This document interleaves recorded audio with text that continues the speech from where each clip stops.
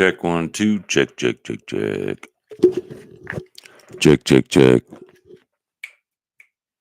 Anyway, one of these microphones is working because I seen a green dot. And if you see the thumbnail, I'm here because, okay, I got a chat open there. That's a good thing, right? I don't expect it, but it's there.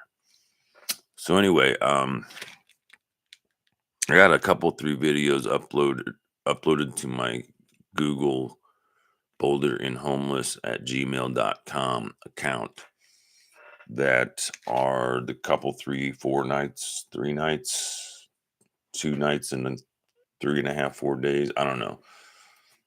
Essentially it looks like somewhere between the 3rd and the 6th. I remember leaving and not coming back, and then eventually at some point I think it was super early morning, but it might have been that I thought about coming back and I didn't want to, and so I went to some other place that I was, and I don't remember all of that. And if I did, it probably would be smart not to share it, because when you're a homie, don't you know me, you're kind of forced by survival reactions and realities to make it a habit. I have to make things a habit, otherwise I screw up. So everything for me is like a reprogramming. Fix this, if this happens, then that happens. If I don't like what happens, then I have to change the if or the then. Something in between there needs to adjust. And I'm realizing that if I could have, I would have left the month after moving back into this place. But I didn't think about it enough to try to drum up any reasons that would fly, I guess. Sadly, 4 years sitting in a chair like this kind of gets me stuck in the chair. And of course, I'm also trying to remember that I did do something fun on Saturday, and that I went to Boulder Theater, saw a concert. I think that was I almost think that I left the house and I came back right in time to sleep and then get dressed and go to that, because I had stuff here that I needed for that I didn't take when I left, like camera gear and shit stuff. And I know it's Wednesday because half the day, for about an hour and a half on either side, I hear people out there talking. And as far as I'm aware, the way sound waves go, if I can hear them, they can hear me. And again, I've been living in a place that's so loud. Like, for the first month when I moved in, I moved all the boxes in here and I put my stuff out there and I put my desk and all my workstation. I even surely have photos of it. And I kept trying to live there without, like, always being interrupted by chaos. It's like that way, down there, chaos. The normal average chaos was just the stuff that went by the halls and out, as far as Jed goes. But like I said, he was considerate. So I've told the office I'm not going to press charge. I don't want to. I like him because he's the only one that doesn't try and slam the door. It's like he's considerate. I've said it before, but I'll probably say it again, because some of these first episodes need to contain all the information. So anyone just coming in will see, oh, this is that. And plus, I found people, it's kind of like the way that interrogation works. It's like if someone's telling the truth, you get this pool of information from them, and then you ask random questions in between that pool to see which of those come back as the exact or similar thing. And then there's some sort of way, I don't know what it is, but there's a way to decipher. Um, I almost want to say word choices is one of the words. Like, depending on a person's word choice, you can tell if they're trying to fool you intentionally or if it's an accidental fooling. And then some people will intentionally pretend to accidentally fool you. And those are probably the ones that are the most difficult to deal with, because they're always like, wolf in sheep's clothing.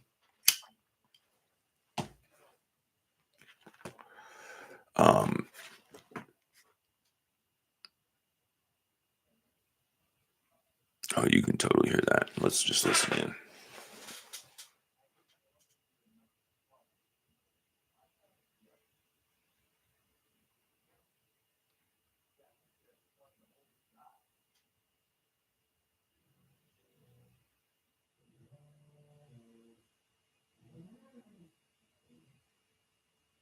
Sounds like they're removing baseboards from the outside.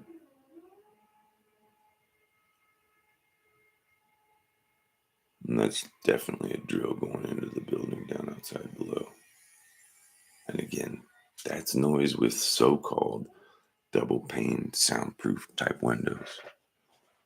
And I'm aware that they're not out there. It's like people on that first floor really fucking hate that because they ain't getting no peace. You know what I mean? This place is such a cardboard box that was hollowed out just to save a bunch of money and get a bunch of monkeys off the street into places so their federal money can get sent to Australia. It's so screwy.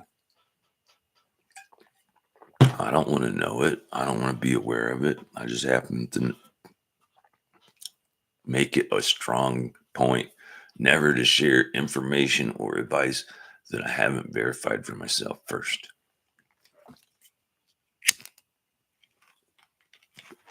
Or at the very least, comes from a reputable source, or on occasion to throw somebody under the bus. Because if they say something that's not true, and I go, but that's what they said. And they're like, well, I mean, like the whole MHP thing, all the paperwork documents exactly what I said, because that's exactly what happened. I had a good case manager for a year. She quit or went to a different company. I got replaced with somebody who didn't really like me. Then I got replaced with somebody else who was so offended by me calling myself a retard, she refused to speak to me. And those case managers, at best, are allotted, I think, 20 minutes twice a month for their most in need clients. But whatever, man. People will scam people, and city places are more likely to get away with it because there's enough going, oh, this, that, the other. So the finger never stays stuck on them. And I've always learned I stick, like there's a saying, I think it's funny, but if you point a finger at somebody, there's three that point back in the opposite direction, meaning of you. So since I'm dyslexic, I point the finger at me, and then all six fingers, I point both fingers at me, and then all six fingers and two thumbs are pointing at you. Plus, if I make fun of myself, I guess some people might. I have met people that are almost intelligent enough to realize that I could be doing it accidentally on purpose, and they might react that way to try to call me on my bluff. As far as, what are you trying to do? You're trying to embarrass me? Because then I'm like, no, man, that's what you said. Or, sincerity is always the easiest.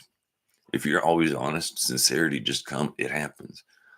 And it's funny because I remember, realized for like 6 months, I didn't really leave this property. If I left this room or this building, if I left this building, it would normally be to go either from here to the corner gas station store for tobacco. Um, at some parts, I would go a little bit closer and get tobacco and beer at the bodega. And then 2.5 miles down, or a mile, and it's around the corner under the Brit. Wait, it's over the highway, then under the highway, I think.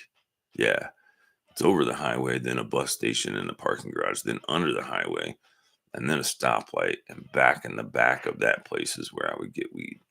So I'm aware, I think, that to walk from where I am to where I can safely get Amazon packages, I'm not, with the exception, I think, of prescriptions. I'm not sure if I can get my prescriptions sent there, but that's a 3 mile plus round trip.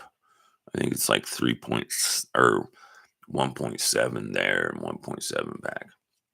And there's uphill there. Back is downhill.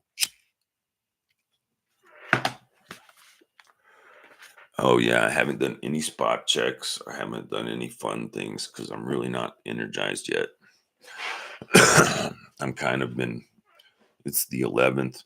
I definitely have committed to being late and not paying the rent because the rent was due on the 10th, no later, which means most definitely on the 10th, they put something out there because they were already anticipating it, because that's what they've been trying to do for a while. And I'm just like, now I'm to the point. If you just want to evict me for being the good neighbor, And by good, I mean, I moved into that front room and I realized there's no way I'm going to live in this room because it's just too loud. It's too chaotic. I knew from previous experience, and because the management had not changed. Matter of fact, when BHP went from managing a couple buildings to the whole place, it got worse because then there were these corporate youngster girls with all this power dominance thing, all programmed with the go fuck yourself corporate response. It's like they could be from the actual subsidiary of BHP. They weren't Australian per se, but I think that's where that was their energy, that they came from some higher up place and they were just looking at the whole thing going, okay, good. So we used to have these four. You guys managed it. Then you turned it profitable by removing basically all the services minus a lease office open a couple hours twice a week and 1 day for maintenance. That means basically that those 5 or 7 people are now maintenance managing 2 to 4 units like this or more, only because it was cost effective, and that gives a bigger profit margin to the people on the top. Because if you get 1/3 of all of the broke people's income, and that goes straight to BHP, which if you look at where you pay your rent, it goes straight to this company that's from Australia. I got the numbers all on my webpage or whatever, but I just found out just recently. So that's what happens. The reality, though, is that the other 2/3 that covers that hugely inflated rent, right, is up here because 1/3 is about what market value used to be before all this shit started happening in the 80s or 90s, whatever. But all of this money, the other 2/3, all comes from the federal government called Section 8 or other type of housing choice or whatever. Every time they want to fix it without fixing it, they just call it something different so they don't have to fix it. They just rebrand it, and it's like, oh, that wasn't, this or that's this. The same thing that BHP here has done to me, because if I go to that office over there, when I moved in, it was Tantra Lakes. BHP was not in there to my awareness. They were up the hill by the homeless shelter. That's where the people that did the housing vouchers were supposedly at.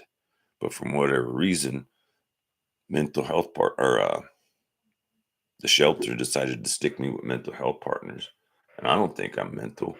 I know people think I'm different, but I don't think I'm crazy in a bad way. I think I'm unique in a Marcus Aurelius type of way.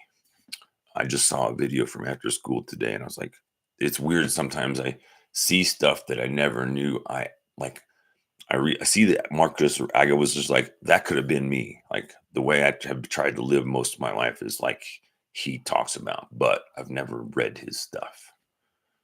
That makes sense. Which is why I think rules are meant to control stupid people for the most part.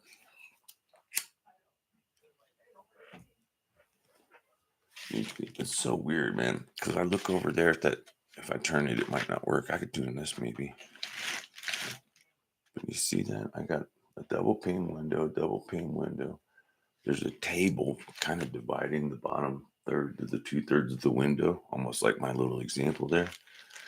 So all of that sound should be blocked, meaning that only the top third of the window is exposed for me to hear. This ear is plugged with earwax. This ear was punctured in when I was 16. So it's already, I think they said 20% hearing loss. Like if this was how well I could hear, it went like that. And then somewhere there's at least one or a couple what they call noise niches, which is like here, meaning that specific vibrations you can't hear. And I'm assuming that's because the circumference of the eardrum or whatever it's shaped like, there's a point. Like if you went from the very center to certain sides of it, that distance would have something to do with the pitch. I'm not sure if that's the way vocal cords work. I think bigger ones, like I don't like to look at it, but I think I have a big Adam's apple and I need to shave because I might not get to for a while. And I found my little shaver guard. Oh, here it is. This is a good homie, don't you know me, because it recharges and it's got these little dealies on it. And there's something weird about like shaving clean because for a couple, 3 days, like all your pores are open to everything. And then the oils and everything happen. And then the hair goes in. And then after about a week or so, all the hair and oil that originally came after the shave, like where the hair grew out, gets stinky. It's not like infected like a pimple, but if you scratch it, it's stinky. So if you shave all the way, all that stinky goes away. But if you like use one of these, it was just, I think, at 1 millimeter. So it'll do super, ouch, super duper short. But even with this right here, for some reason, uh, really gets me. And I think, I'm not even sure, but you can kind of see it here. That looks swollen to me. Not too bad though, not like it normally does. I can't really. I was just thinking because I've been sitting in one place I haven't eaten. I've probably eaten what most people eat in a meal over the last 3-4 days. The last big meal I tried to eat a calzone night, my first night out on the homies, don't you know me's, and I only finished half of one. And a calzone, I think, is about a 12-inch or 14-inch pizza folded like that. And I ate half of that. So I was able to eat half of the small pizza, sort of.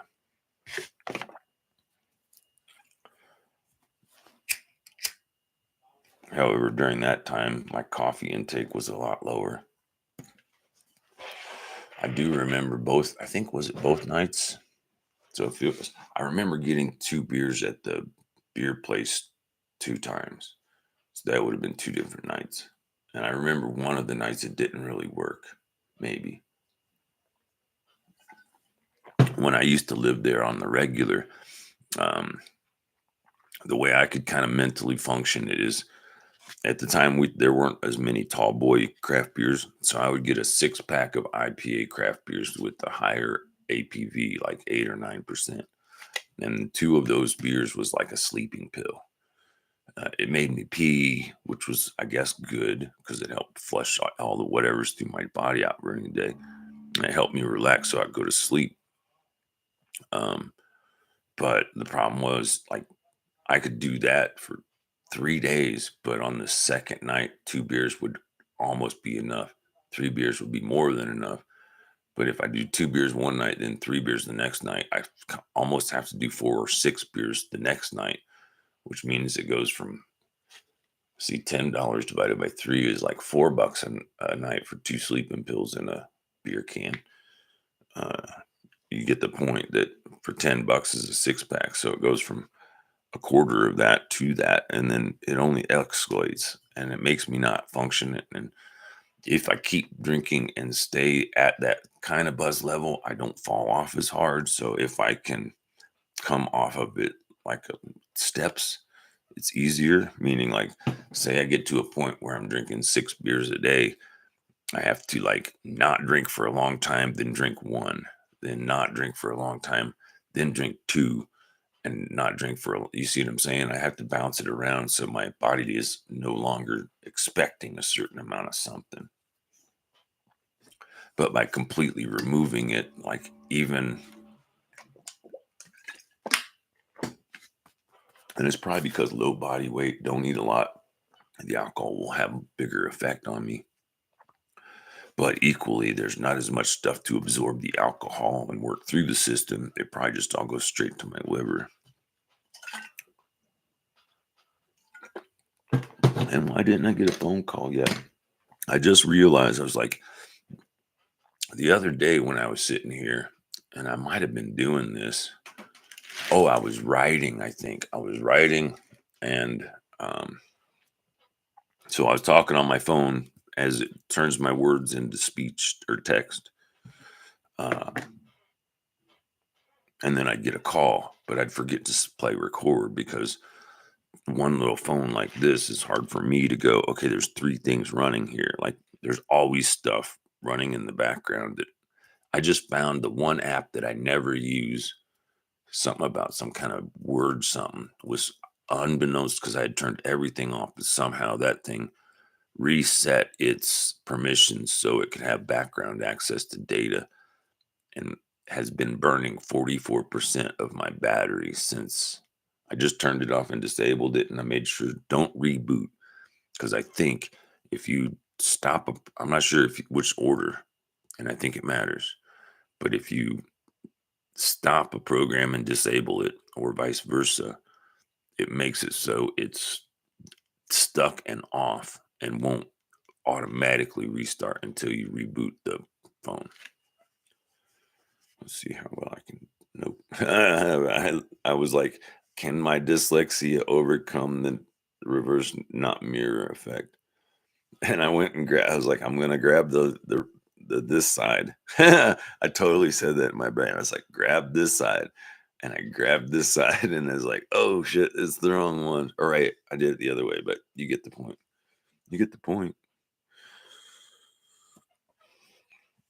So yeah, I guess in another update, I don't know if you even said anything about it, but because I'm here doing this with this, my awareness or thought process is it was dark, and I want to say 8, 9, or 10 o'clock that my Boulder and Homeless YouTube account requested permission to live stream, and it's 24 hours. So I guess I could go there and see, but the thing that I have an issue with personally is when I tore everything down, like my computers, to force me to do all of that stuff, and I normally have to re-verify things 3 or 4 times before I'm like, okay, for sure. It's not like I'm OCD where I have to count like how many times I check a something, but like I have to program in my brain in the same way. Like I have my keys on a rope because that keeps me from setting them down and losing them. In or out of gone, or it's just the habit. It's always there. I haven't had my pants on with stuff in my pockets. Well, I've had stuff in my pockets, but um, when I'm out on the streets, I normally sleep with everything in my pockets, and with even a thin wallet. It's all papers with one plastic card, or 3 or 4 important plastic cards. My bank ATM card, my food stamp card, my disabled bus pass discount card, and my social security card. That's not really plastic, but those are the 4 most important things in there. But I also have it's a whole sheet of paper folded up. That's my eye exam to get glasses. It expires in April, and I've been asking nicely since November and almost yelling and screaming since last March. And it seems like those people can't take criticisms at all. And you're not allowed to confront the authority. It's like the mental health people are actually cops that didn't want to walk around because that's how they almost act. They don't interview you, they investigate you. They look for all of the ways that all of their spider web connections can go through your accounts and take as much federal money as they can. And they're trying to monopolize it because Mental Health Partners itself, which I understand recently or a few years ago got merged with Clinica, the place that's been calling my nurse a doctor for 2 years or a year and a half before they even told me. I'm like, so you're really not a doctor? Oh, it was even long. I can't remember. Like, I've been like against pills for most of my life,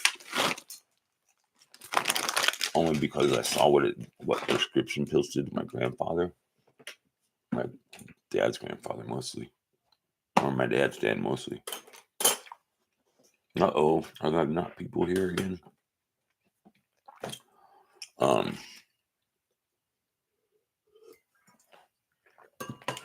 don't know. It probably doesn't matter.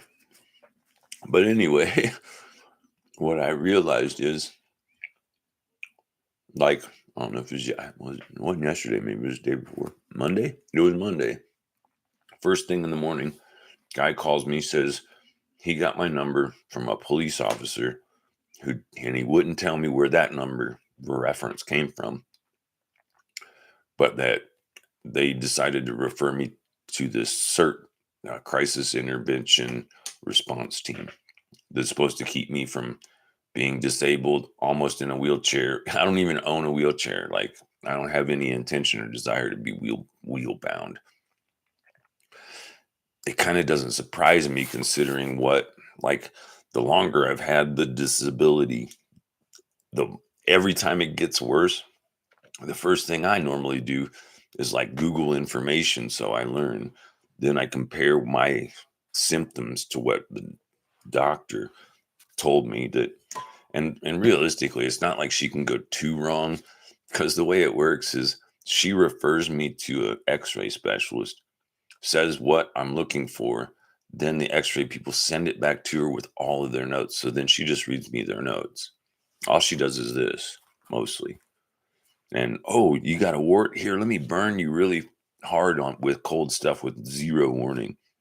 That was my first, like, this is not a doctor. But it still wasn't until I remember I had a case manager. I don't know if it was a second or third. It was when they were trying to find me somebody that would work with me. And I was just like, if you want me to go to a pill doctor, give me the pills. I'll whatever, dude. I'm trying to be compliant and work it out, because I really don't want to be homeless. But they didn't. They ignored me for years now. I would give them, out of 5 years probably that I've been their patient, that they've been claiming my money or parts of it. They want all of it. And I kept going, no, no, no. And then when I got to this point where they wouldn't let go, and I told them a number of times, I'm done here. Discharge me. It still took them a pay section, like a quarter, before they discharged me. And then they didn't send me any paperwork. They didn't say they did it. They just left me alone. So I went the whole time thinking that they discharged me. Just recently, when I find out from the guy at the homeless shelter, I found it out from somebody kind of around the way. Nobody directly told me, even though I've gone to every single office and asked these questions. Everyone pointed a finger some other place and gave me a confusing something. It wasn't until I think it was Luke, because he called somebody about my voucher to find other information that was important and valid, but no one was telling me. And I'm not sure if it's how the case managers hide from their client base. Because if there are 2,000 people that have housing, divide that up into manageable amounts and then figure out how many case managers you have to hire. I bet you they have less than 5. If they had 10, I'd be surprised. And 10, 2,000 divided by 10 is 200. So that means each person has 200 people. How effective are you going to be? Okay, let's divide a week.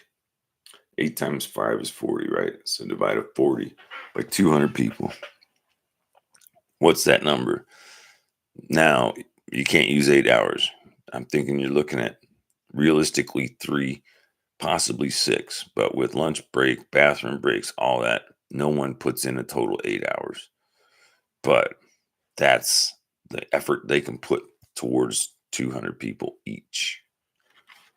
And that's not far removed from the stupid math I was informed of at Mental Health Partners, where I did the math finally. And I was like, wait, are you saying that I'm reserved essentially 50 minutes a month to be subdivided as my schedule and your people decide or see fit? And you want to charge me for every type of money that I can get, that the government would give a person like me? And you don't tell me, you just make those decisions and throw it on me. And then when I go to complain, oh, right, I don't have a case manager. So how do you complain to nobody? I just got to suck it up and stay in my stupid little cage. It's like, I think the thing that bothers me about the way that the girl next door treats her 2 dogs, from what I can gather, being in the farthest room now, I started seeing it when I was out in the front room. That's why as soon as I saw that she was back, I wanted to move. When I saw that she got a new dog, and it's still the loudest one, but then later she got a second one, almost as if she's getting paid to babysit these things, and that's covering her. It's probably something almost everybody here, I think, unless they're like spiritually trying to be 100% honest like I do, I'm pretty sure everybody's trying to figure out some sort of hustle because the reality is, if everybody got $1,000 a month, $333 would be taken out for their rent. So all of a sudden, $1,000 a month becomes $700 a month, and then you divide that 700 by 7 days times 4. That means you get 100 or $25 a day. And I think most people in society now consider $25 like a okay breakfast for one, maybe two.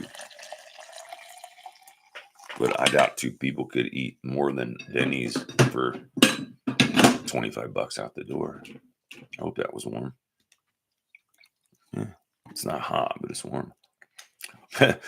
One of the worst things I learned, it was a tough reality, but 3113, mark that down.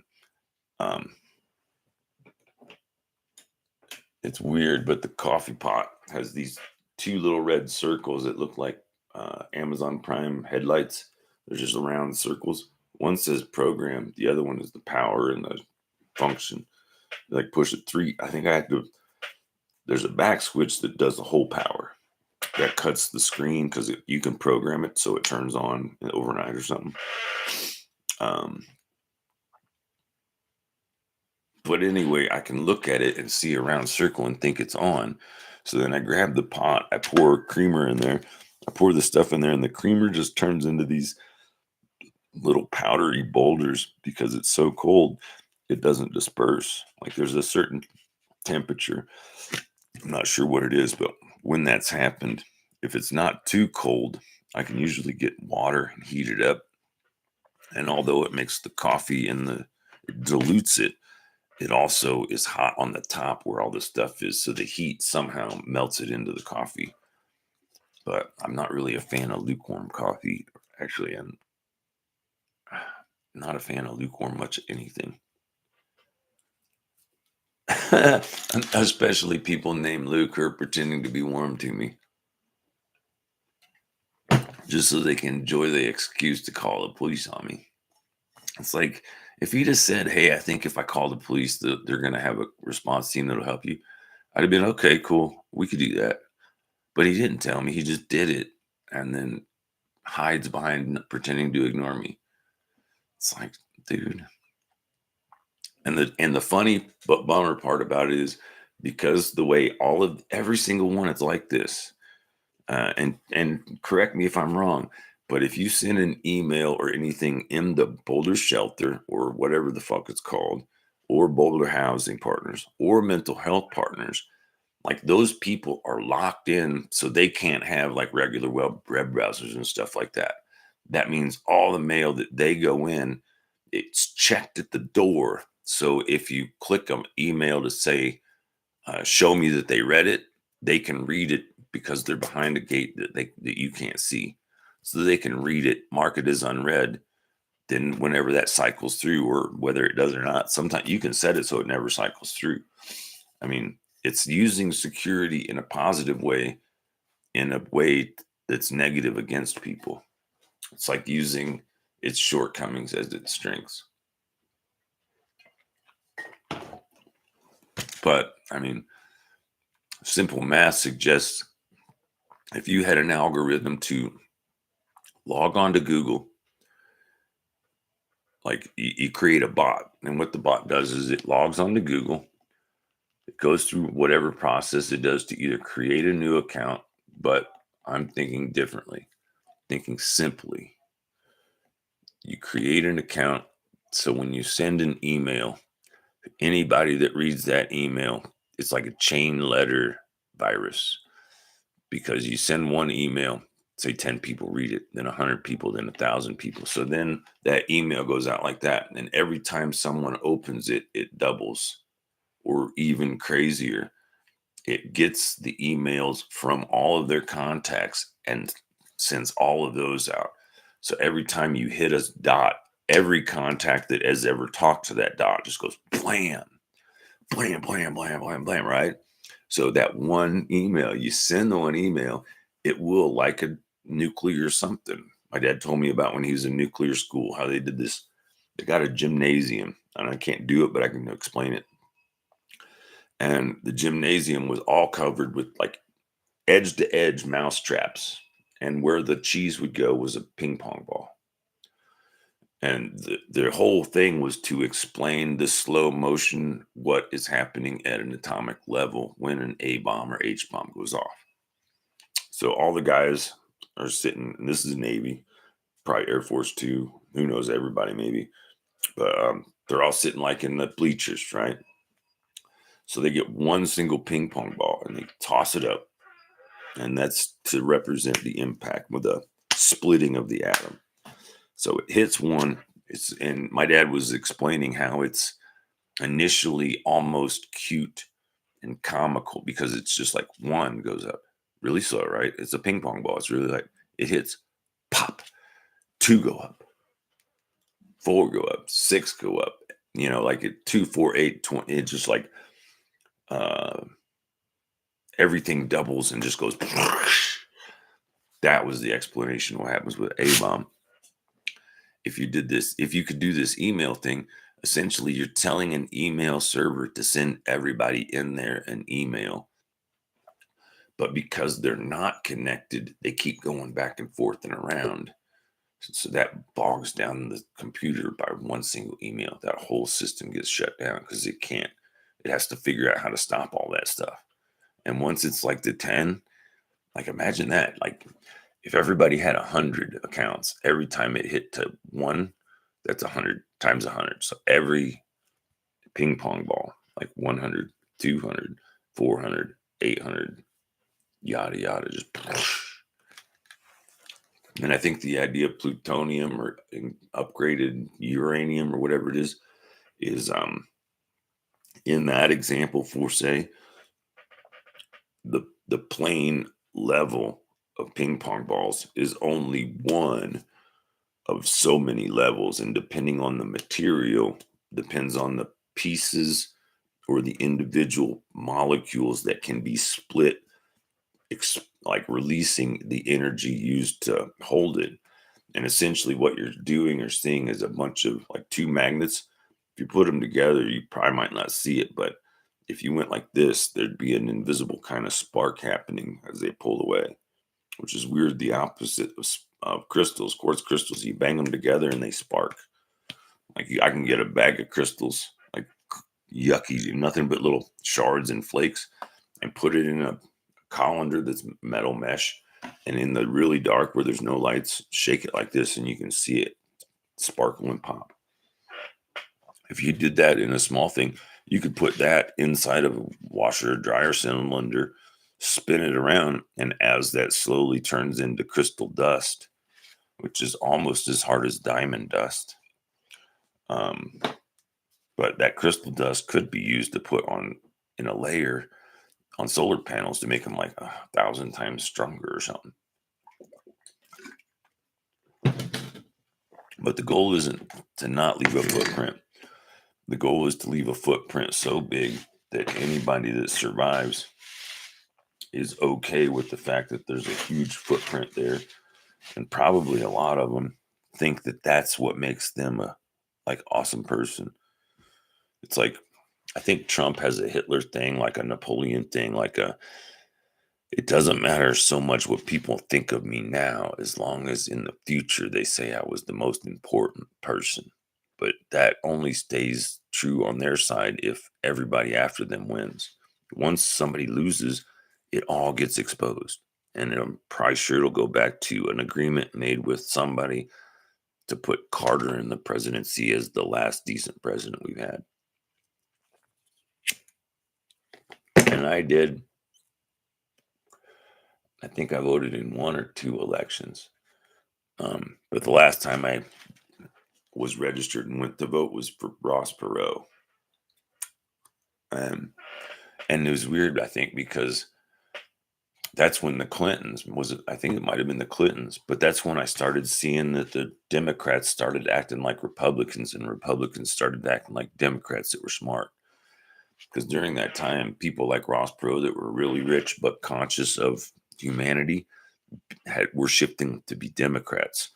So all the shitty rich white people jumped over to the Republican side or something, or the Democrat other side.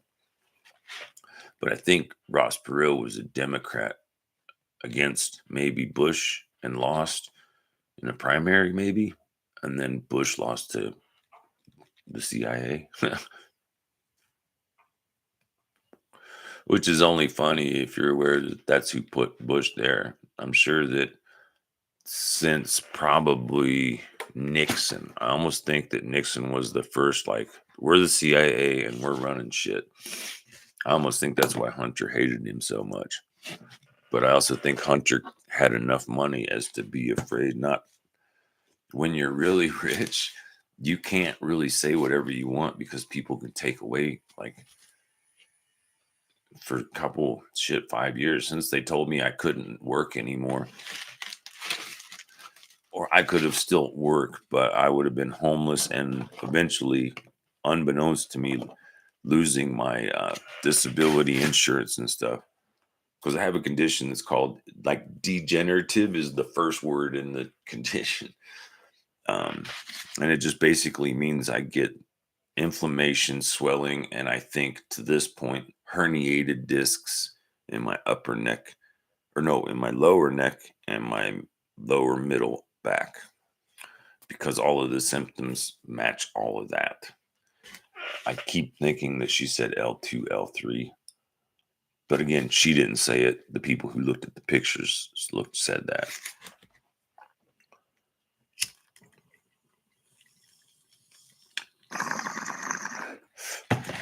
And weird, since I told that nurse lady about it, I haven't had my stomach thing wig out. So that's good.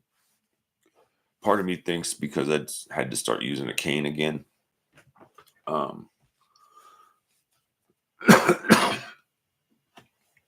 That there was something about how I was putting my weight when I walked.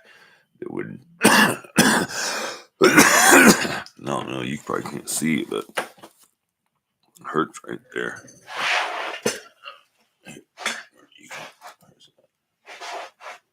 Like right in there. I don't know what's in there. I think appendix is over here. So I was like, it's not that, but I still have a skin roll. I think that's skin. That probably means I might be at 150 if I drink a lot of water. But that does disappear. But when it disappears, I can see veins on my stomach, and it's really gross. I don't like it.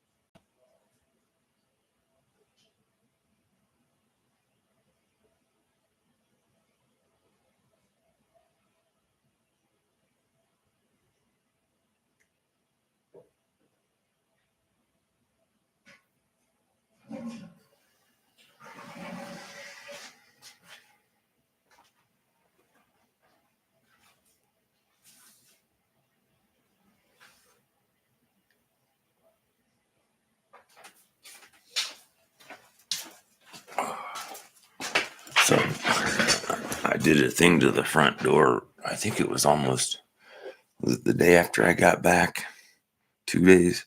Anyway, when I got there's a thing against the door. It's a TV that with a few parts would be it's a big screen, but I haven't investigated enough. I got that TV before before we were forced to move to the other place, because the Packers wrapped it up.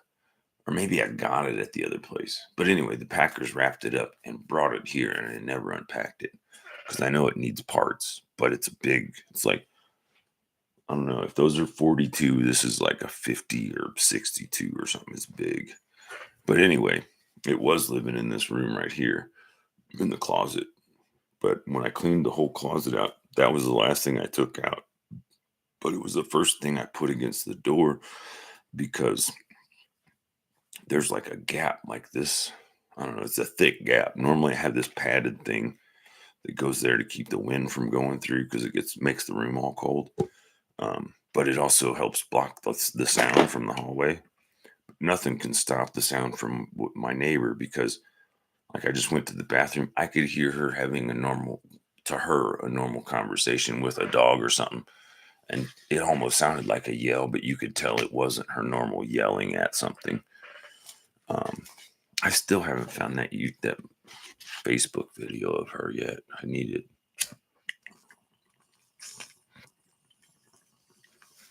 Let me show you why I hate living here.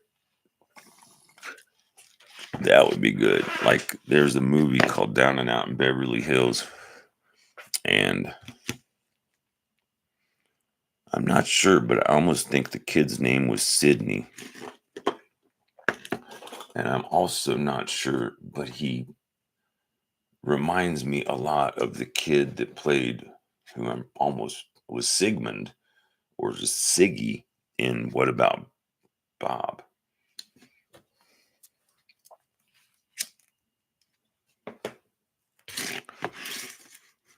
Hey, when you get the little smoking snipes, it's like I've gone maybe a week. I used to have a routine where this is my cannabis ashtray and this is my tobacco ashtray. So I could tell the difference just from where it was at. Usually, sometimes I mixed them up, but this would be my Roach Motel. So once I was out of like fresh flour, or for me, more normally it was like the crumbs in the bottom of the jar, what they call the shake, but it rolls easy. And I had for a long time, I've actually found this by the dumpster, and recently it cracked. All I was doing was tapping the side of it to get the ashes out, and this thing went chunk. So I taped it together to make it work. Thanks, Andy Springle.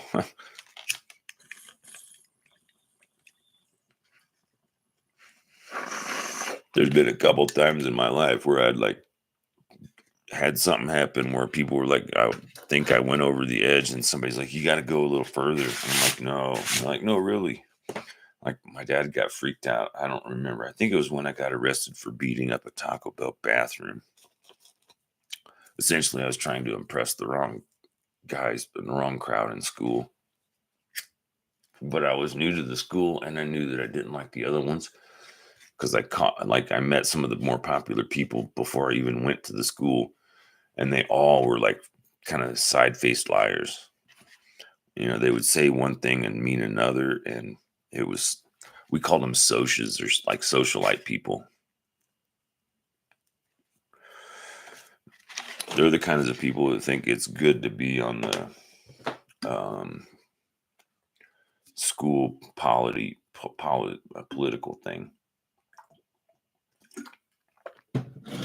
The student council or something. Yeah. Now I can kind of feel it. If you watch the series, the thing that I'm almost pretty sure that what happened was, in some situation, because it does happen mostly with pain stuff, but I'll injure myself and not be aware that I injured myself because there's something that sometimes doesn't trigger. So what I think happened was, it might have been because I hadn't eaten for a few days, and what I had tried to eat was all soft. So when I ate a peanut butter sandwich, I think I pinched my cheek, and it put I'm just going to call it a pea-sized zit. It was like a blood blister, I guess, because I was like, what the heck is that? It was bothering me. And, sometimes you bite your cheek and it swells up. So then you keep biting it and you keep biting it. This was like a one-time bam happening. But anyway, I put a thing in there and it just squished. And where did I put that? I put those somewhere for a reason. Was this not the reason?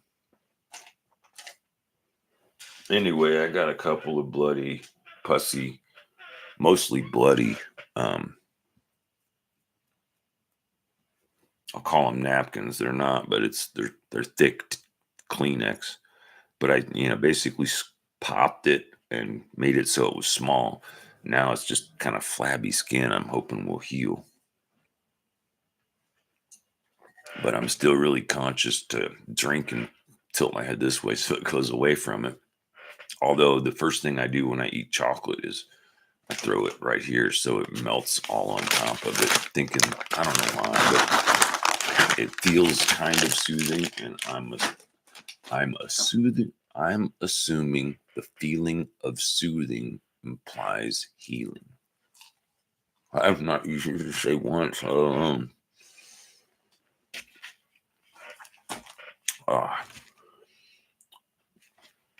So my phone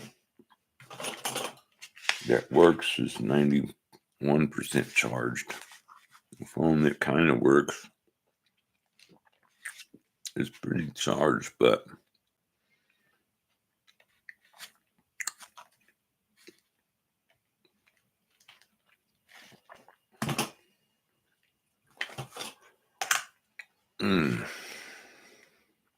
like I put that chocolate in there now, and it's like at first it kind of burned, and now I'm like, no, you're gonna get squished in there, and you're gonna help heal this. If nothing else, like if the cocoa, there's no dairy, but I'm sure there's some kind of sugar. But the idea is if my body's doing the right thing and it's in there trying to heal it, it needs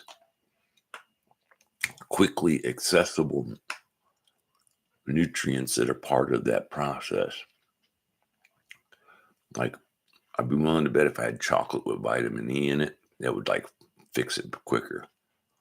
If I added something like ground cloves, I think the ground cloves would be really strong tasting and smelling, but I think there's something that kills pain. I'm aware that clove oil is good for toothaches or something. So if I had clove oil, I could put it on there and it would be one of those, holy fuck, it burns, but then for a little while, it wouldn't hurt too much. And that might just be because when you put it on, it fucking hurts. And then when it stops really hurting, it still hurts as much, but you don't feel it because there's the big blast before, you know?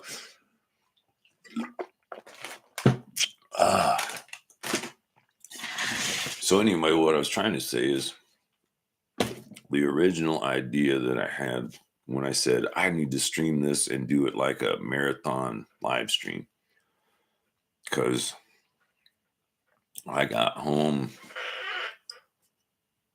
I ended up having to walk home on 3 legs from Boulder Theater, which is 3+ miles, if not 5, having to walk. Well, not having to, but I didn't walk the low road. I'm not positive, but I think if I stay on my street currently is called Moorhead Circle. And Moorhead Circle, like Table Mesa is here, Boulder's that way. And my street's way back here. It's a big circle here. That Table Mesa, kind of, well, it's back like that. But normal, like all the buses go up to Broadway and that way to town, which goes north or that west and then north. But if I stay on Moorhead, when it turns from Moorhead Circle to Moorhead, that's where the post office is. And that's it's kind of a gradual downhill, I guess. It's something that I think if I'm healthy and able, I could get on my longboard, my mini longboard, my cruiser board, and push very few times to get from the very top to the bottom. It's like enough to roll, but not so steep that it would ever get fast enough to speed wobble. And then also kind of one of those things that going down the hill wouldn't speed you up very much per se. Going up the hill would be obviously more difficult, but not difficult like a normal hill. And I think if I go to, there's another road that's kind of like that on the other side of, I think, 36. Or it's like right where the bus station is with the parking garage. But that thing goes, and it's got a gradual hill up, but then a steeper hill down that goes down to where I think there's a Safeway shopping center. I think it ends or diverts around Arapahoe. This is potentially the second to last full cigarette I'll be able to roll.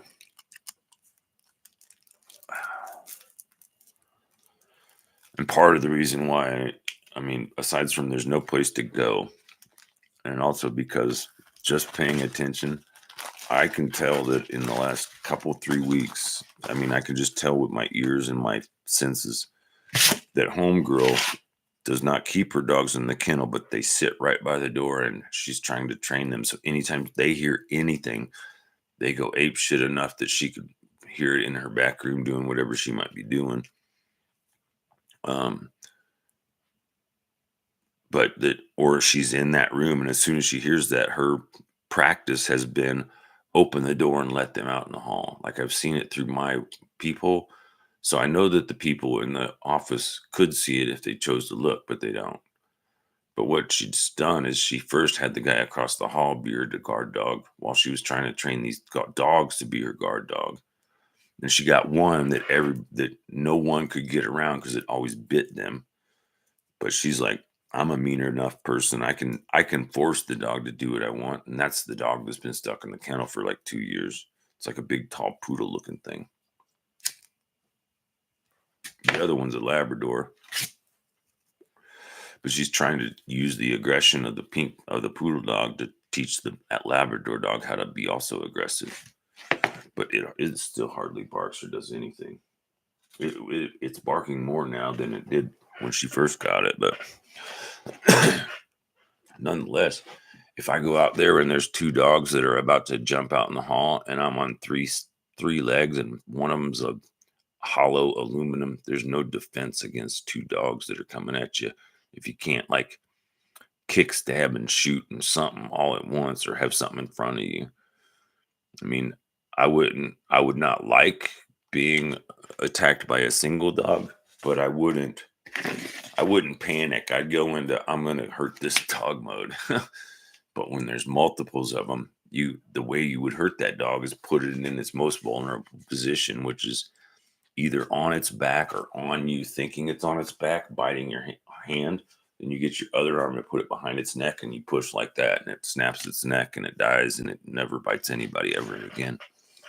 So that's what I was trained to do with the dog. And that's why I don't get in situations where I get to this point, because I programmed myself before I get to here. I'm already got this one ready.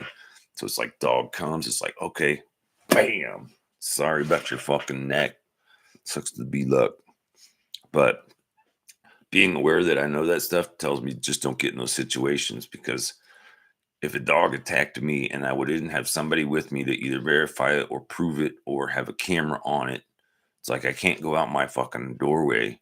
I haven't been able to for a while without feeling I had to have one of these like running just in case something happens, because I've been in here all the way in the back, heard shit going on out there, look through the people and see dude with mad looking face and a couple of figures like intentionally tucked away so I couldn't see him, but I could see him talking to him. And then one of them on the side just barely came, like from that angle, like just came. He just like came into where's it at? He just like came into the picture and was like right on the edge of the circle. So it was distorted, but I could see there was at least 3 people as well as this guy. And I recognized this guy, but I knew I didn't recognize that guy, which means the other 2 people, that one could have been the black girl. The guy across that didn't know better could have been the most recent girl or guy she tried to coerce to do her bidding. That's all I've seen is she gets a guy, she tries to boss it around, they tell her to fuck off, and she used to go through I would see more new guys here in a week than these I could smoke. Like if I tried, it was really wasteful, and I left this much or more in the pouch, I could smoke 3 of these in a week, but not easily. And there'd be tons left over for reserve later. Now I've gotten it, even though if I count on my ashtray, there's definitely less than 20, and that's 3 days worth of smoking. So that averages to about 7 cigarettes a day. And this is an almost full cigarette, and this is how much I smoke. Like this is a cigarette that I consider finished, but it's finished with a couple of puffs still on it, if that makes sense. Like those are both the same length. This is almost new with maybe one or two drags on it. And it's always the same way. I take a drag, I light it. I might sit there and hold it for a second and take a second puff, but then I sit it down and I get distracted and I forget about it. As long as I got something to do, isn't something to do, right? Like I keep my hands busy or my mouth busy if I'm talking or whistling or singing or doing something like that. That's difficult. Except I do it. Like I remember during COVID and after COVID, like I quit smoking almost entirely, like 2, 3 cigarettes a day, maybe. And like 2 puffs, couple hours. It sucked. But because of the fact that it's a lung thing, I at least got through it. I think I had 3 different COVIDs. I think I had the first one because I got sick on April 1st, believe it or not, right when they locked us down. For what we thought was 30 days, turned out to be about 18 months with a mandatory, here, you got to take this and we're going to charge your government all the whole planet. We're going to charge you ass tons of money for snake oil.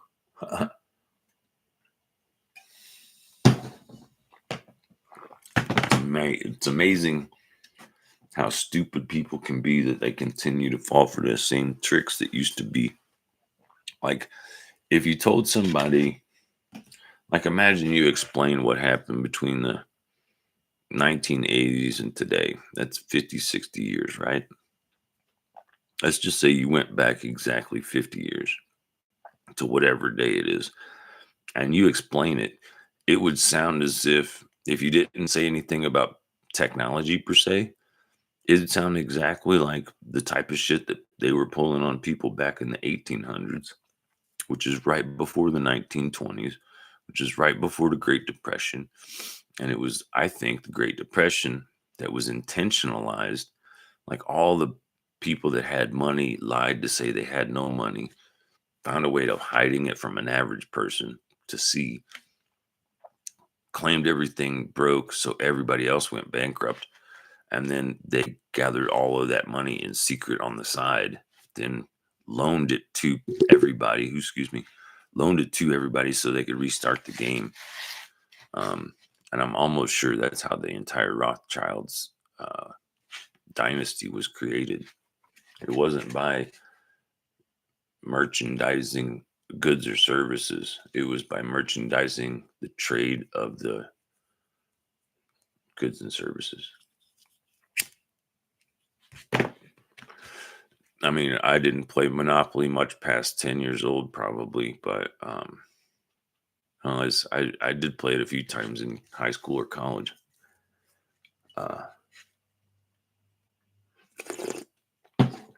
But in the family I grew up on, the person that was the banker always won because they had all the money.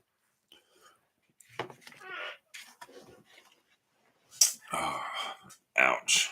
That's when I learned about corruption, because if you were either close to whoever was the banker or like good friends, they do stuff like give you 2 500 instead of 1 on the sly, just so you could stay in the game.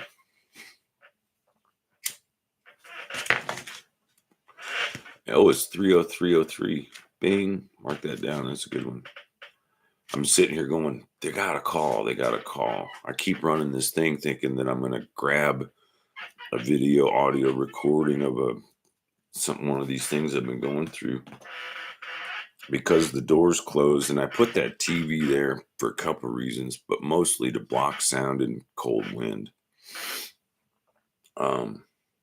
But also I'm aware, like I got, when chaos would be going on out there, and I knew I had to record it, but I wasn't able to stand there and hold the camera against the people because I don't have the money to buy a camera that just does that. I was planning on buying that this month, actually last month, and both times I floundered. But I think it was November that I was like, I knew things were going south really quick. And when that happens, I usually try to invest in things that could either make me money or somehow benefit me in the big picture. And so I spent like $100 and some odd that I wouldn't normally have spent on that guitar amp, because the guitar amp, it's designed and spec'd specifically for acoustic amps, acoustic guitars, but it has both a guitar input and a microphone input. So it's kind of a folk singer songwriter practice amp. And you can't see it because it's down there under the laptop. So it's holding my laptop to that level. So the camera's at that level, kind of. That'd be cool if I could do a camera A, camera B. But I don't think YouTube has a video audio mixer. Hour and 5, that was Puff. What, 3 or 4? A Magic Dragon. You are not incorrect. I think the reason I didn't put something in there is I was thinking about cleaning what's in there out, and I needed utensils and a place to put it.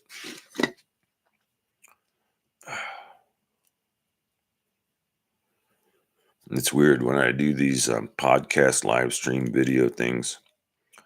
I'm aware, like for me, I don't get disheartened. I did it first when I was doing this for video games, but I normally don't get disheartened. Matter of fact, I never really expect anybody to show up, because this is just totally on the whim. And I think the 250 subscribers to this account aren't to this channel. I think most of them are to some video game thing that I did a while ago, which I've since either tried to delete it, or been ignoring since 2001, maybe.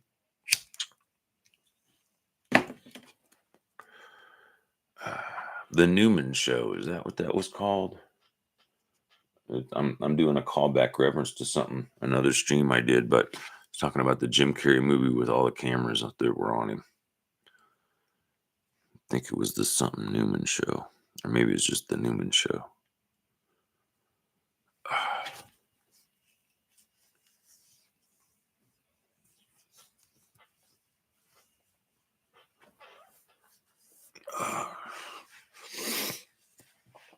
Curious minds want to know. I've been regularly repeating to myself in my head, I need to eat something in the morning so I might have enough energy and or motivation, both to deal with whatever's wrong with this, but also to have, like focus and attention enough to do stuff. It's not easy. Ouch.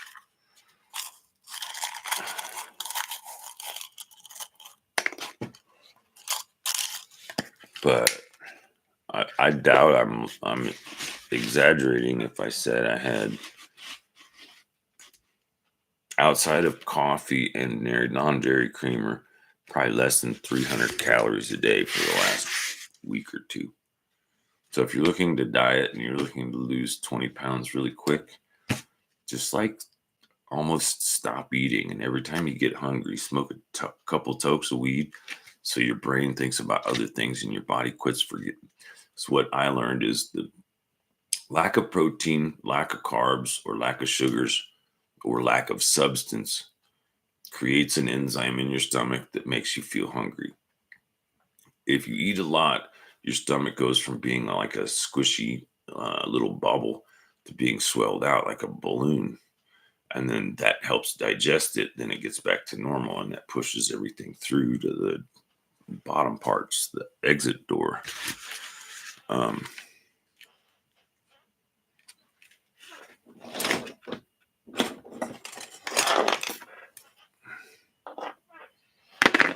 have other scissors for this that I prefer, but I'm not sure where they're at. Yeah, I'll just use my fingers. They're not too. This one hurts, but this one's okay. But it's like fucking 5 times. I get so mad at myself. But it's like 5 times I've tried to say, I keep streaming this with the awareness nothing's happening right now. But 3 different, or at least 2 different times, I had important calls, and then I had one that was funny, right? No, it was 2 important calls. It was one from the police guy that was saying he wasn't a cop, but a cop gave him my number because they were worried about my mental crisis. And so I was supposed to hear by Friday from somebody in one of three crisis people.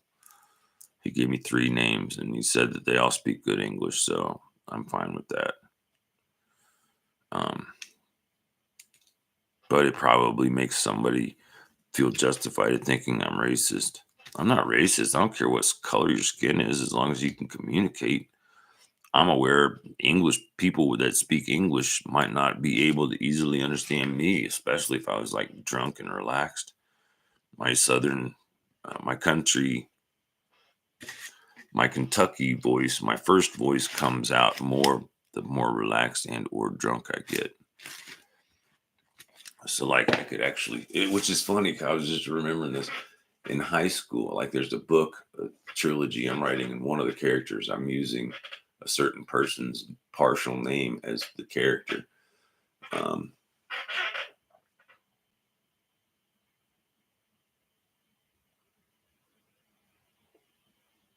but if you got Judge Reinhold and you put him in Jonah Hill's body, and he was trying to be a fat version of Spicoli, that's who this guy was. Now I got to remember the character in the book so I can remember his name. Berg, something was in it. It was Berg, and he had a mullet that and a long rat tail.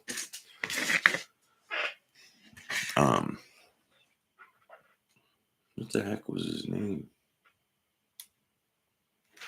Oh, I'm James. What was that doctor's name I was trying to remember from Santa Fe earlier? Lindsay? That has an L and an S in it. I don't think that's right, though.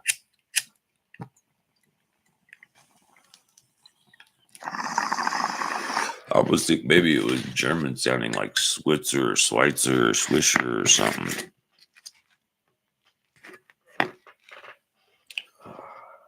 I can't remember.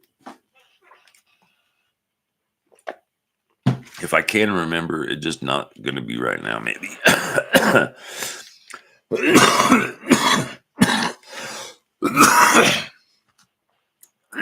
Is it my ADD or did I still not tell you that I'm doing this so when I get a call, if I get a call, it happens. And now it just happened to me. If someone says we called you, I'd be like, really? Because every day since I've known I was leaving for 100% sure and I wasn't able to get, I tried to pay the utilities and the rent, the right amount, the $75 plus utilities is $156, I think. In my head, I go, okay, that's the 160. Normally it was more than that. We recently had a discount. Now they're trying to jack it up. But my 30% limit, I was told by somebody, is like $240.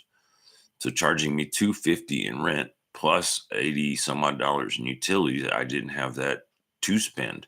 So I'm like, I can't spend all that, but I can give you my normal rent and the normal, because that's what I've been budgeting for the last 3 months, because it's been that way for at least maybe 5 or 6. I think it used to be $50, and it was 3 months or 4 months ago that it went from 50 to 75.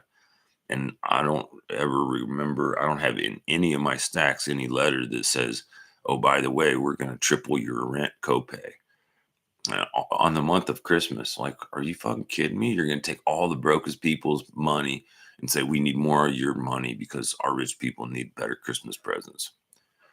Fucking Jack.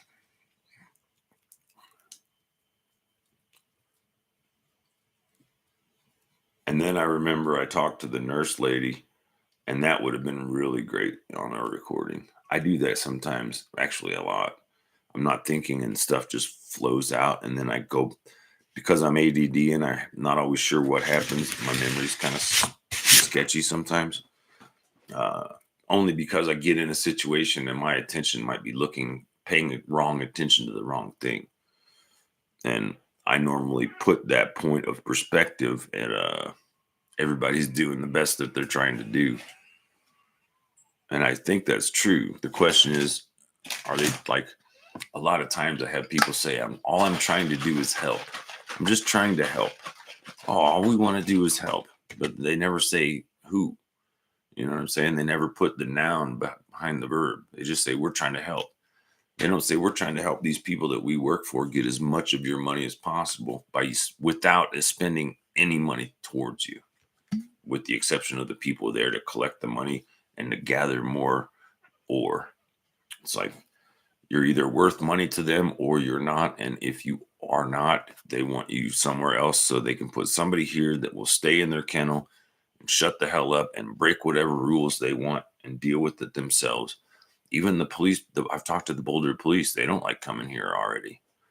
It's like, is it really a ghetto? Well, if the place that manages it doesn't communicate on purpose with the police, and the police are like so fed up with those people that they don't even want to come here, it's no wonder when I have 4 people out on my hall and the officer said, if you don't like it, call the 911. So I call the 911, be like, I was asleep. I got all these banging on my door, and I look out and there's a guy from across the hall who's friends with the girl that hates me. I know this, or, whatever. She goes at me a lot. She tries to pretend it's not her, but there's nobody else that could. It's like, outside of her, and Luke, I don't know who would have called the police. So it's kind of easy math. And that's why I make point to keep in my head.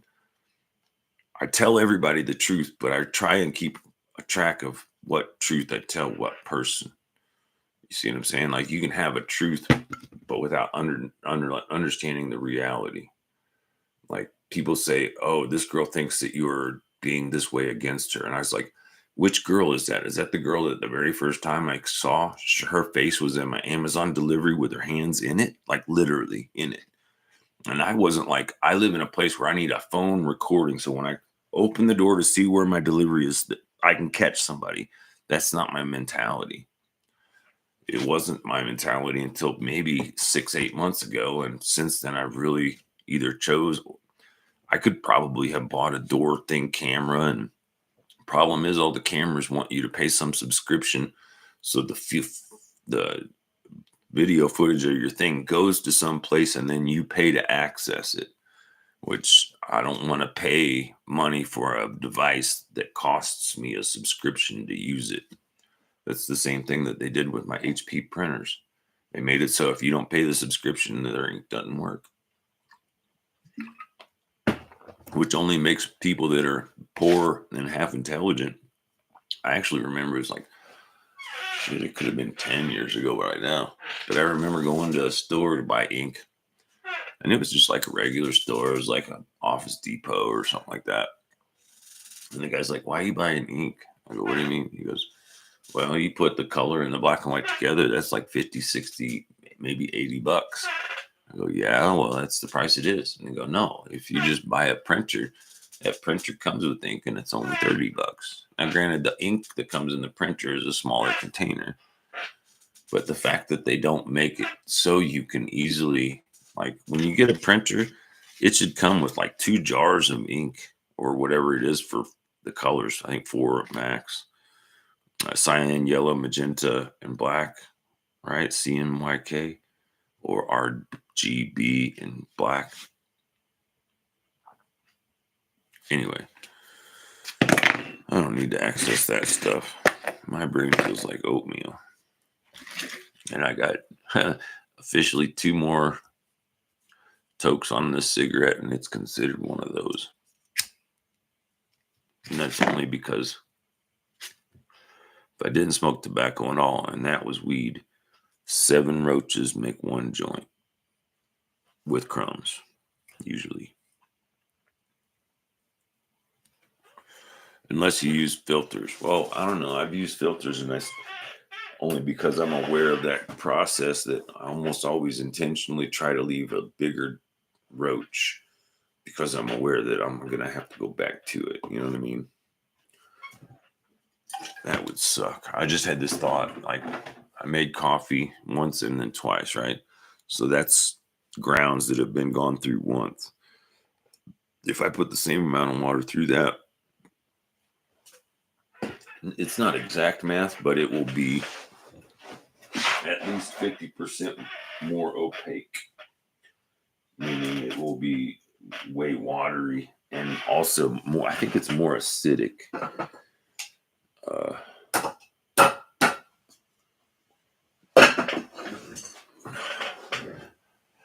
But I was just thinking, smoking refries is like making a second pot of coffee with the same grounds, with one difference. Both cannabis and tobacco, it tastes different and stronger because it's all resonated with the smoke from the other first half. So like if this was a joint and half of it got you stoned, right? The other half, only half of that would be needed to get you almost as stoned because it's that concentrated. It's like it's got a double half-life return. Where's the cash? I don't like having to sit all day. I don't like my sippy doo. Fucking sucks to be a monkey. Oh shit. Oh, there it is. I think. Oh yeah, there it is. And 3 of those is one of those. So I'm gonna splurge again. I'm gonna do 3 heapers. It's funny, when I was unfortunately, well, I was in a place where this one scoop-ish, it wasn't even this size. It was a spork, an orange spork size, I think was what a scoop was. But essentially that was the cheapest trade when incarcerated for an item. Meaning, if you wanted your cellie or somebody to give you 1 scoop of instant coffee like that, but essentially coffee like this, probably almost exactly the same stuff. It's just freeze-dried coffee into little flakes or chunks that melt in hot water. But when you're in jail and there's no smoking, cigarettes aren't the the dollar. It's not the common denominator. Like what was it? I was not forced. It was by choice, but I don't know how to put it. For a long time when I was doing stagehand work, most of the food that I ate, I think, got mostly burned up. The only thing that gave me the gut was sitting around between gigs drinking beers. So it's like this it's like people like microbreweries. I had a micro beer gut. It's like this roll that was kind of like right in front, like right under my belly button and all around. And now it's not flat, but it's almost like it came back because I decided to eat after 2 days.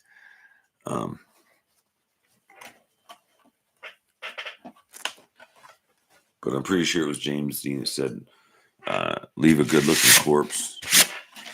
So I don't know about how good looking it is, because if beauty is in the eyes of the beholder and you're dead, you're not really looking. So you can't really define for yourself if it's a good look or not.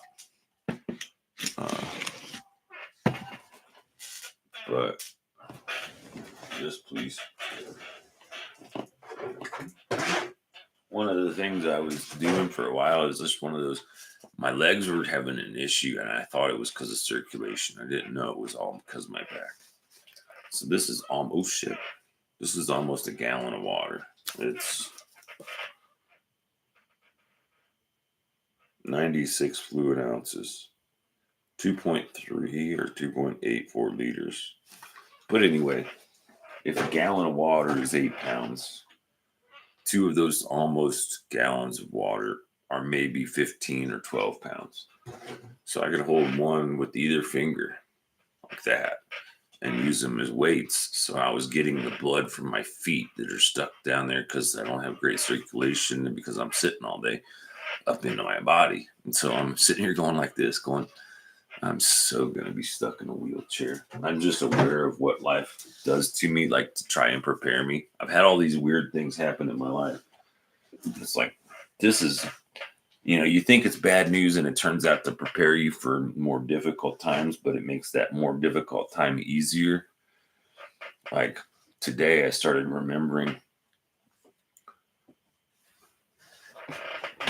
part of something that I understood probably 2017 or 18. Not sure when the last. I almost remember Dr. James something's name. Swanson.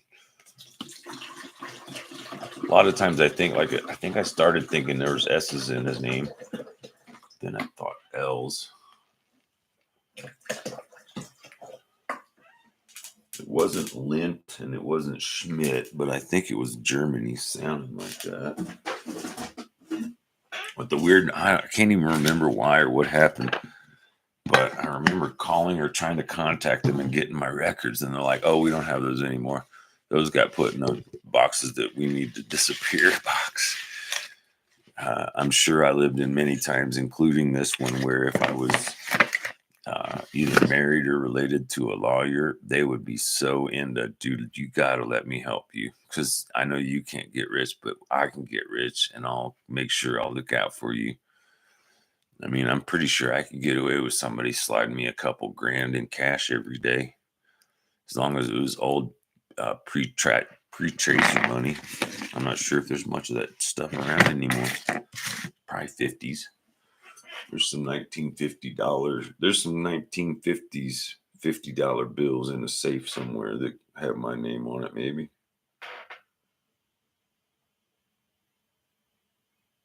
I'm not sure. I think they started that around 2000. I think they had it calculated so they could watch it, and it wasn't until they could guarantee that they could see everything to $5 and up where it moved on a globe in big picture and tiny detail.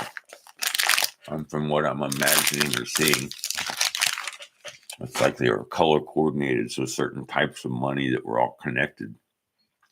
You could say click on a thing, and then the other ones that was connected to it all changed color, so you could see where the network of each. You know what I'm saying? Like imagine you could go to a restaurant, you take a picture of their security cameras, and you see every person whose face you could see. Run that through facial recognition, find all of their contacts. Really, all you have to do is find their phone number, because then you could use whatever network connection is to the camera to connect to their phone through a back door that has been there since the beginning of its inception for developers, but then taken over by the government.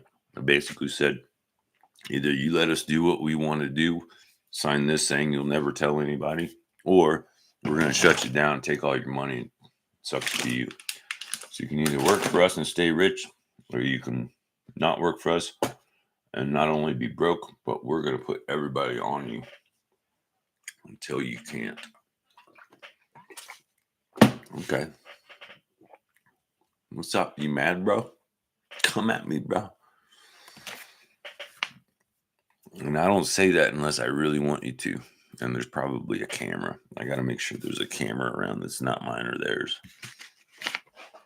For a while, when I was in Humboldt and or Mendo, I was in one of those places where there's meths and junkies and yucky drugs.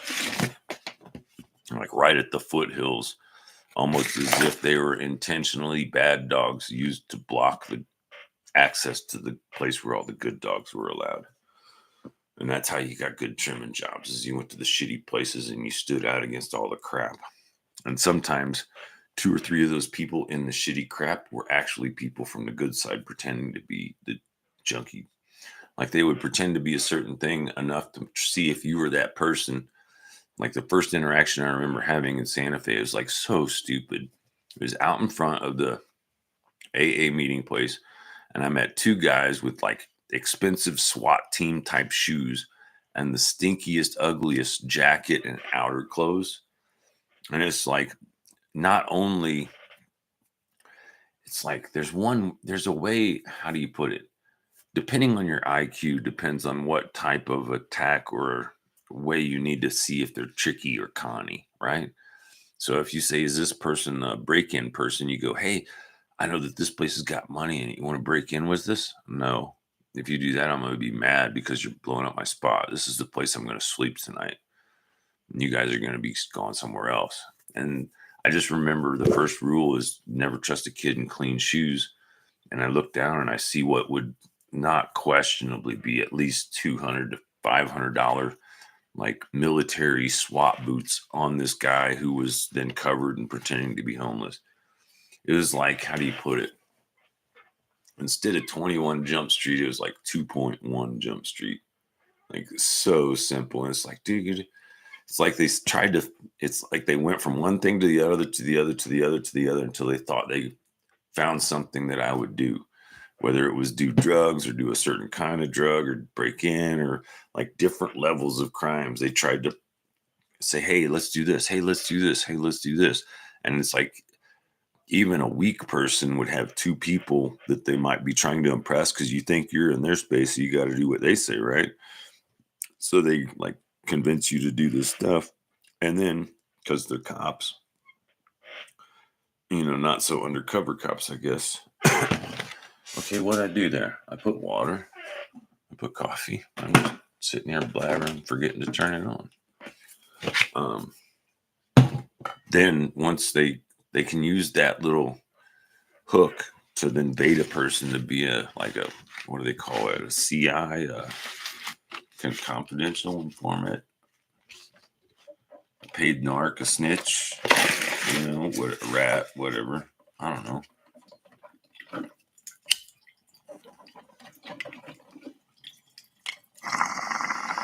So I guess I have to do this tomorrow, but when I do it, I'm going to do it on my other channel. I think I copied. I don't have the energy right now to deal with it, but I think I copied the address of my new channel. It's either called BoulderInHomeless or it's called Residentially Challenged. But BoulderInHomeless, like Boulder, BoulderInHomeless at Gmail was the account I started. But I think, maybe I did it the other way. I think I was going to call the YouTube channel Residentially Challenged, but that was taken probably by me at some other point with some other account.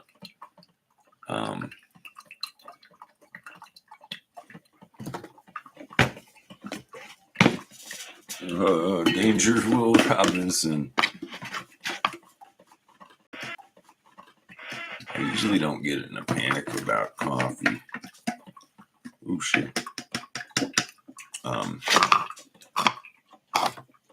Before all of this homie don't you know me stuff, and even during, I'm looking in here, trying to decide how many of these is in here, because this is what I use for one of these cups, which I still think is about no more than 22 ounces. And see what's 12 times 8. 6 times 12 is 60, 72.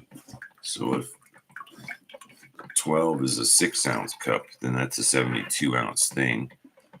So that'd be a 20 and a 40 and a 60 in some, but it's not. Oh. And I talked way too much yesterday since I'm waiting for a phone call and I'm sitting in the void. And it's also weird because as soon as I like turn this thing on in my brain where I feel like there's an audience or somebody I'm supposed to be talking to, even if there's no one there, and I think I can usually pull it off, kind of, I think.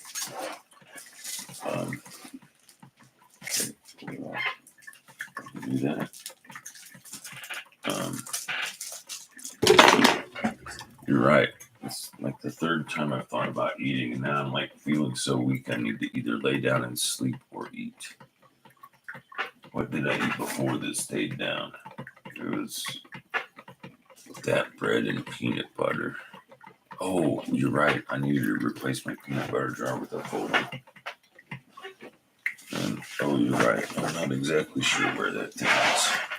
All right. Hang tight. I'll be here. Hopefully.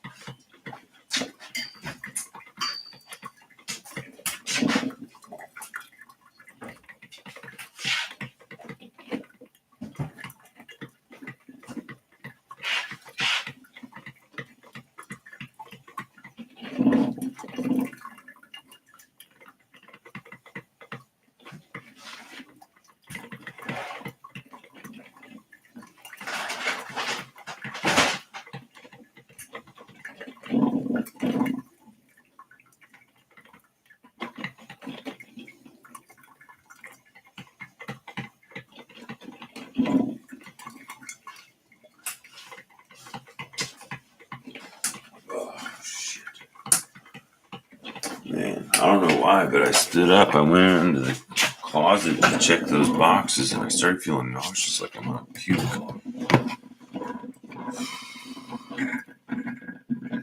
Weird. Right after I said food that I kept down, and then I stand up and I'm like, oh crap! It's like I can feel the weird watering in my mouth. Wash it down with something, maybe it'll go away.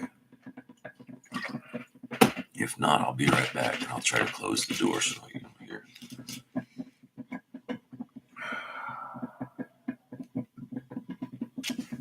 That noise means fresh pod. But anyway, this is more than that cup fits, I think.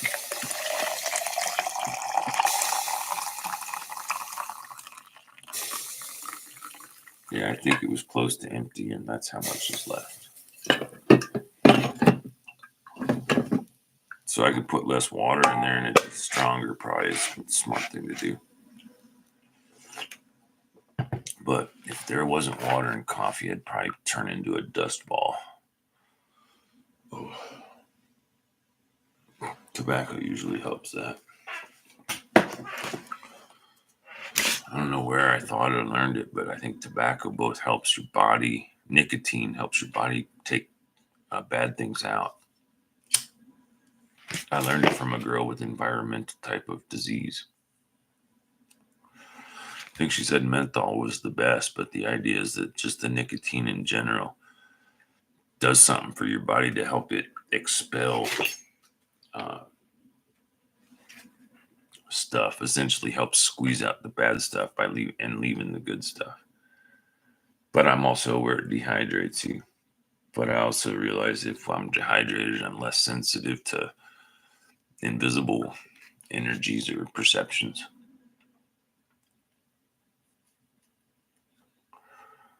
And at a certain point of combination of that plus normal life distraction, and for a while I existed and didn't really feel like I had much pain or problems other than the normal like pain. I don't know if that makes sense. It was like right after the first week I got off the streets for the first 10 years in an apartment, and I slept on a bed, and I slept wrong, and I felt some weird pain on my neck.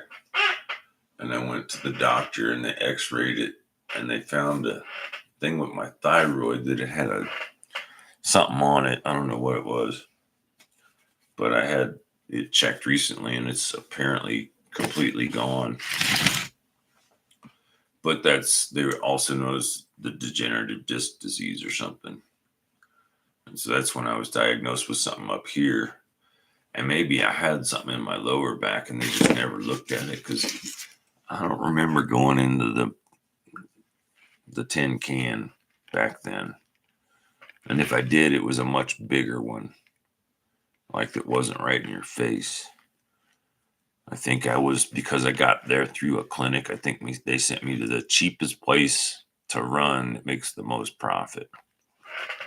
It's like I used to go to clinics mostly because they were designed to fix you and send you out the door because they didn't have time to have a bunch of repeat customers. They were just kind of triaging people, and the more damaged people, they were trained to deal with that stuff. The light stuff, they just sent them to someplace else. It's almost the opposite now.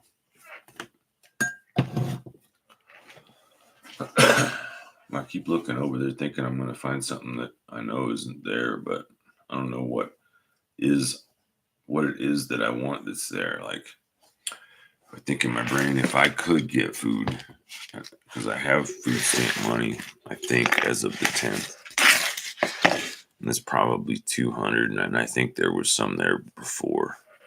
Like, I don't know. I think at one point I had $250 a month, and what I would do is keep it essentially to $50 a week or $200 a month, And then every couple, 3 months, I'd have a $300 month where I could get, I mean, there were times that I thought it helped me.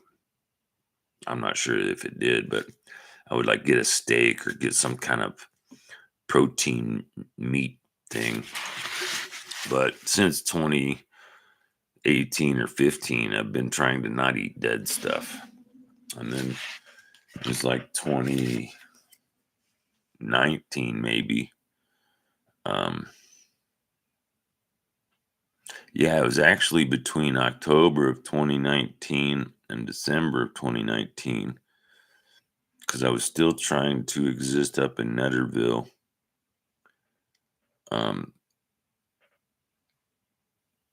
But the apartment had fallen through, and I remember when it happened to me, it was kind of a sunny day, but it had been cold. And I was probably up there maybe to check mail for the last time or turn in my post office box keys, and rode the bus back down that night or that whatever. One of the becoming more obvious and regularly used, but at one time it was I think it was kind of secret or unknown. But I think I first used to do it in San Francisco when I was homeless, because I would find a way to get the money for a pass. And I think a day bus pass also gave you a BART pass. And the furthest BART location, I think it was maybe an hour each way or maybe even more. I don't remember if it was Concord or what the name of the final stop was, but the reality was the train would go from one part all the way to the end of it, and it would stop. And then they would make you get off of it, and then it would sit there for a while, and then they'd have you get on the exact same train and bring you all the way back.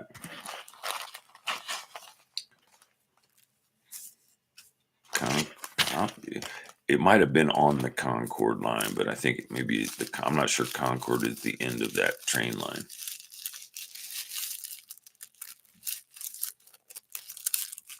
But I think it's essentially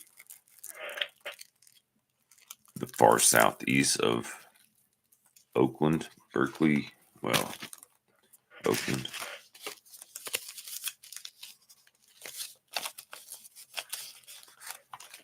Yeah, I totally feel like I need to sleep and lay down again. I don't know that my stomach's going to be able to eat anything. Fuck.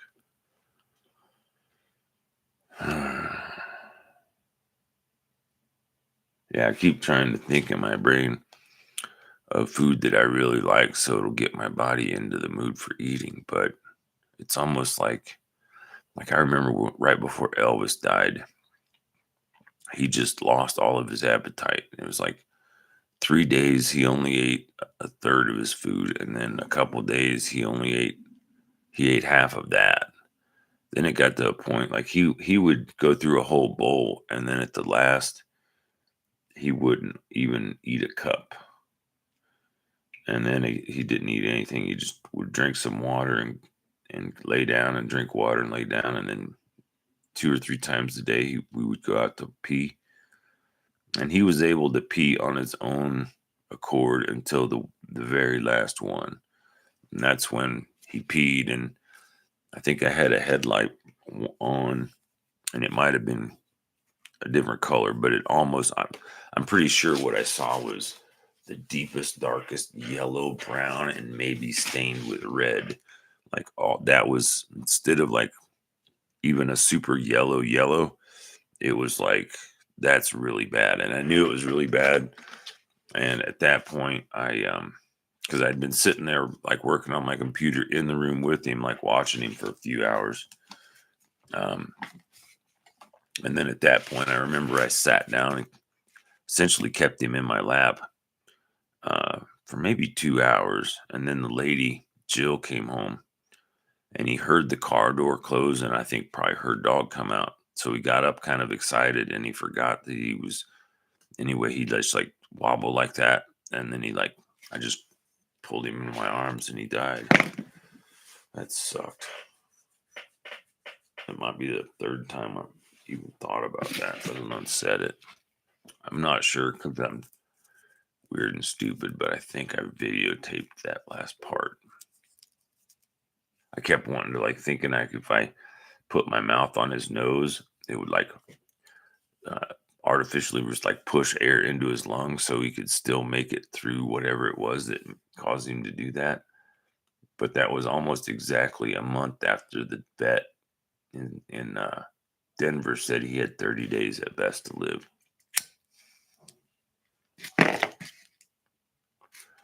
It was one of those weird things because I went in because he had this a bump on his back. I think when we were in, I'm almost positive is outside of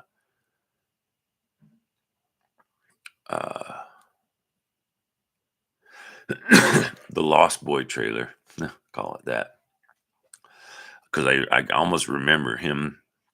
We were walking in the thing, and it's essentially a trailer park that borders wooded area that's part of a farmer's or a rancher's field. So cattle and stuff would be in their back maybe. But there was a barbed wire fence, but it was old and rusty and fallen out. And I remember Elvis going under like that and didn't go under because he I could see that he scooted his butt forward really quick, meaning he that one of those rusty barbed wires nicked his skin. And he's like, ooh, ouch. And he didn't seem bothered by it. And then a couple weeks later, and it looked infected. So I started trying to treat it. And that all went away and it seemed fine. But then it had come back. And I thought that's why he was having all these other problems. So eventually, some lady had a connection with the vet and got us an appointment to go have him looked at. And I said, I'm looking at his butt. And she's like, well, what's up with the wheezing? I go, I don't know. I didn't really notice, but okay. It does seem more that you notice that you mention it. And she x-rays him and she comes back with this totally solemn look. It's like movie, you knew right when I was like, oh shit, she's got really bad news. And I was like, all right, lay it on me. And after she told us that, I had been spending all my savings on motel money on motels. And that was the cheap Motel 6 and I don't know, whatever that thing is outside of Denver, not in Denver, but right on the edge of Denver. I don't want to say Lakewood, but it might be.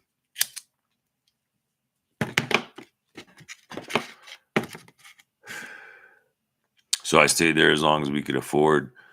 And then we got in the car. And the only reason we were there is because on Thanksgiving, we got thrown out of where we were staying. We had a work trade agreement, and I basically worked enough to pay for all winter for my rent.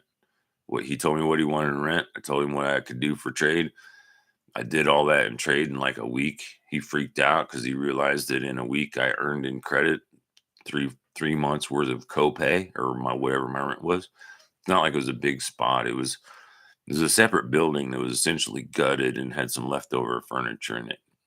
The only heat was there was a propane tank, and although I think he did provide and pay for the propane and whatever electricity I might have used as a single person, essentially using a outlet or 3 at best, plus a couple lights. But after, what did I do? I think I sanded, I puttied, I sanded again, I primed, and then I painted a couple, maybe a living room and ceiling and part of a kitchen, or I think I did all of the kitchen and the cupboards first, and then I did that other room. And it was once I finished both of those things, I had earned the money and essentially kind of said, well, cool, I'm paid up, so I'm going to use my time instead of working for you like I have been to try to find some spending cash so I can exist, not just living in the back of a Jeep. Instead, I was living on a torn up old leather couch that Elvis and I would kind of share. In the daytime, he'd sleep on it, and he was weird. He wouldn't let me touch him when he slept, but I'm kind of the same way. But he always pointed his face in whatever was the most needed to defend position without telling him. If we were in a room and there was one door in and out, without question, I don't know why, he would either lay in the doorway sideways, so you had to step over him to get in, or he would lay like halfway between where I was and the door, right in the middle. Like, so there's nothing but empty space around him. And it's like when he was in that wolf mode, he could sleep. He could even roll over on his back and be all like, like feet up, legs out, just totally, completely relaxed. And I remember he would fall asleep like that in the AA meetings. And Auntie Alice would always comment how relaxed he was or how comfortable he was in the room and how like uncomfortable I was when I went to that room the first time without him because he had gotten. Anyway, I'm not going to get into that. Hi, Tate Fletcher.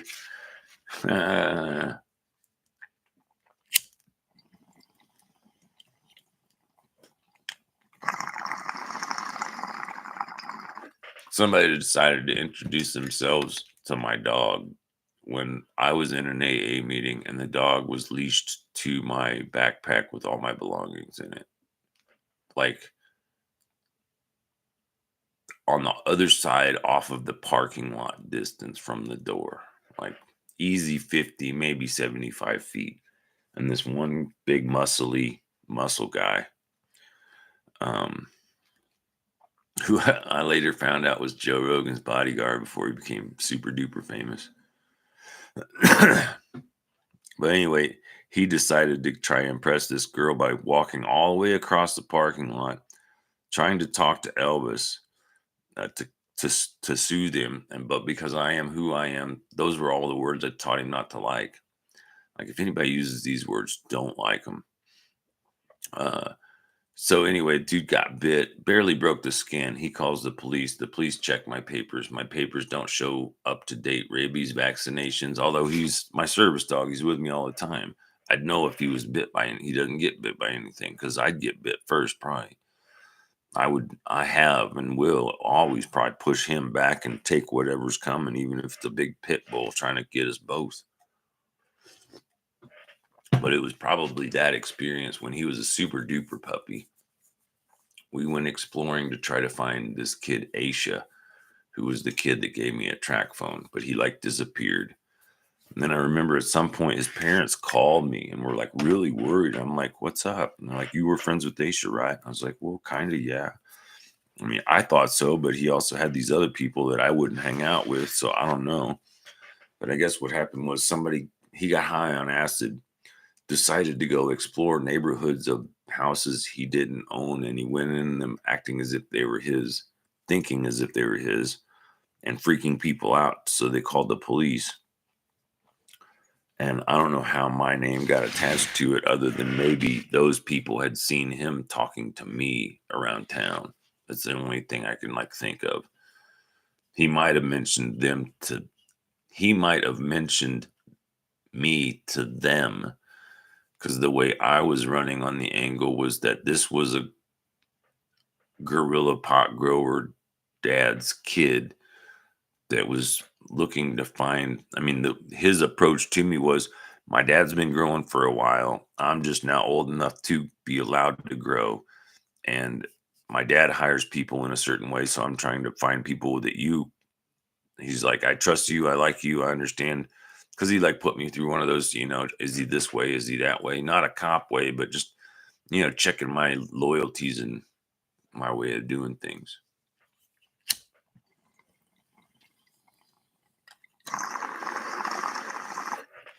Which I don't mind, and in some ways, I like when it starts happening. It almost gives me a false respect for them because at least they're going through a certain kind of protocol before opening up too much.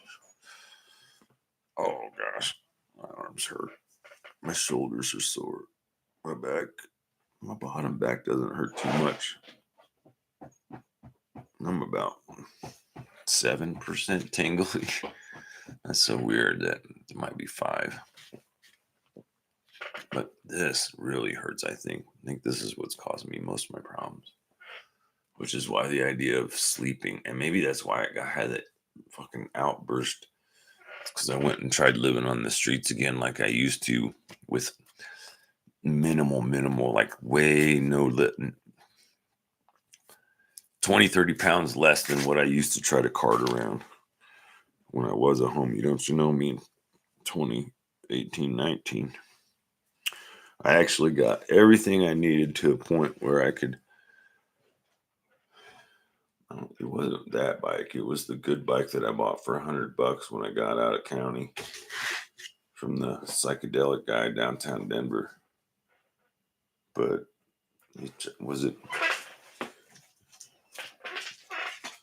he might have given me a discount, but as far as I remember, it was $100, and I had 2 months worth of Social Security money, so I had about $1,500 because I hadn't spent a cent of it.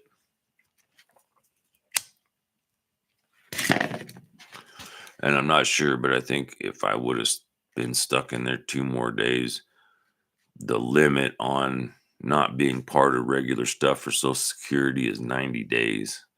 Like if I went to a 90-day treatment center and they kept me for 90 days, they could somehow dock those 3 months of pay.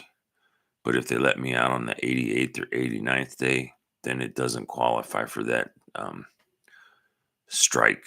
I think that's why. I think the one primary reason they use science to explain that 28 days is how long it takes for somebody to get sober, like physically off of the stuff.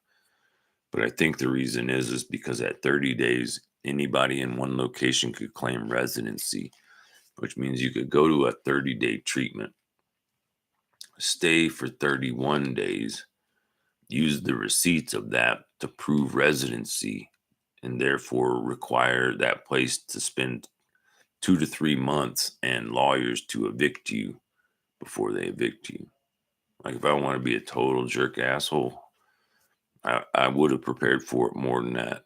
And in a pinch, I could still do it, but I'm like, I don't, fuck it. It's like, you want me to go out and die in the cold? All right, I'll go out and die in the fucking cold. I'm not going to argue with life. It's just trying to put me to a place where it'll get me out of my misery, sort of.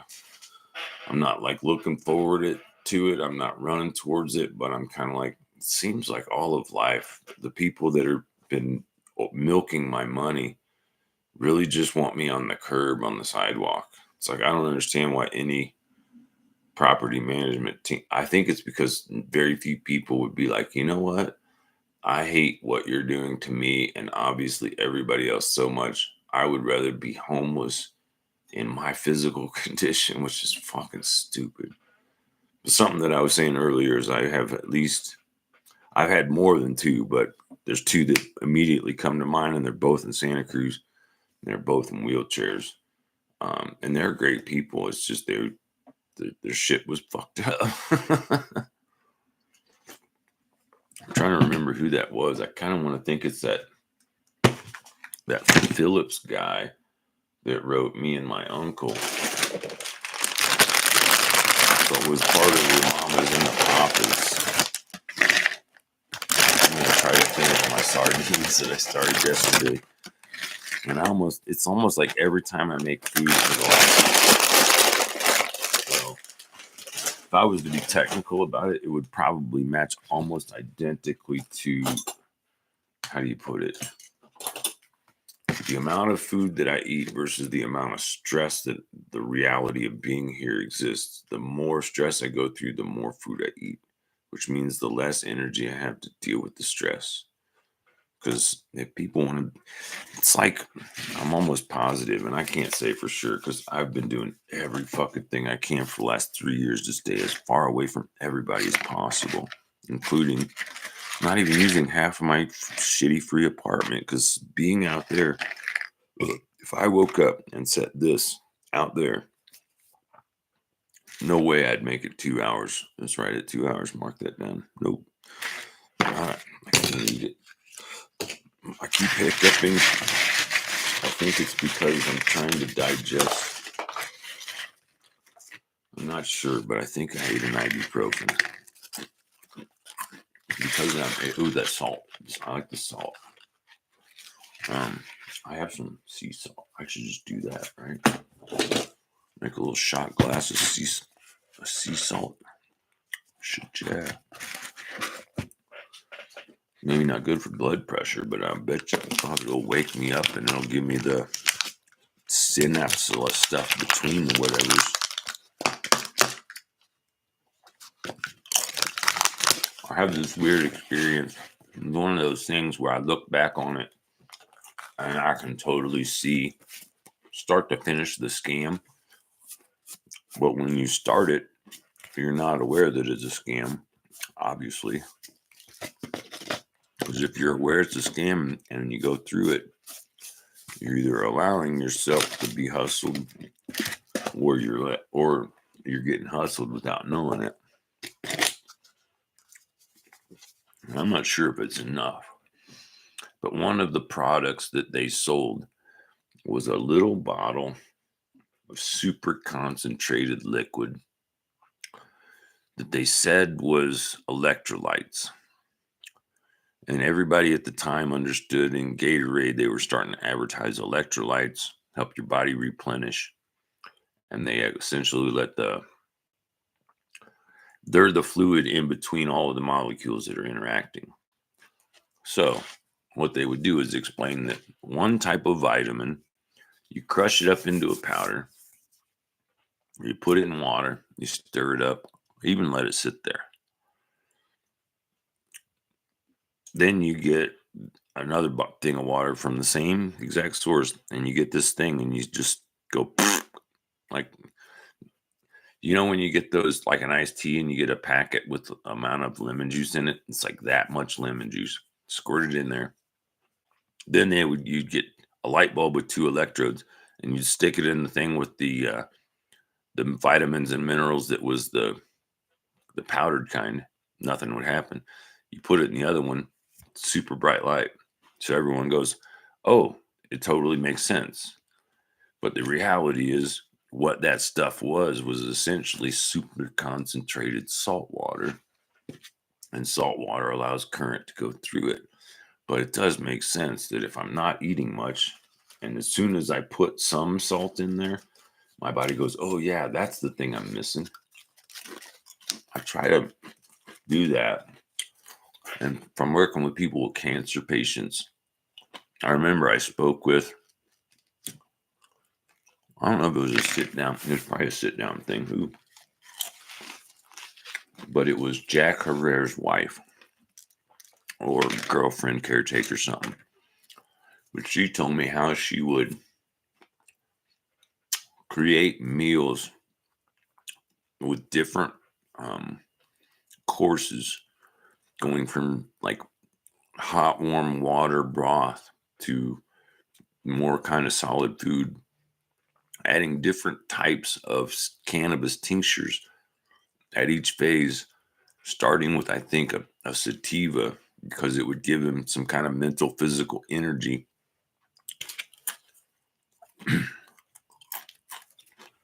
But that it also would stimulate appetite.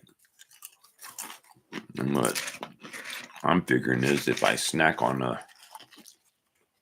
half a handful of salty corn chips, if any gluten, very little,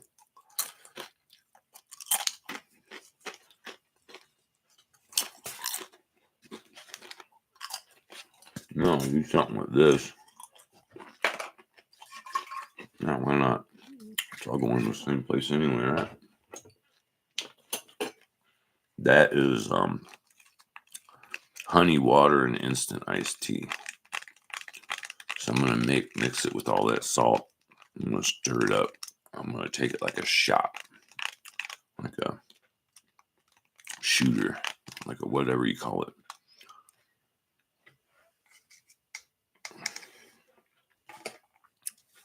And hope that the burst of salt will help my energized stuff start working. Then, I don't feel even a third of what I normally think I feel.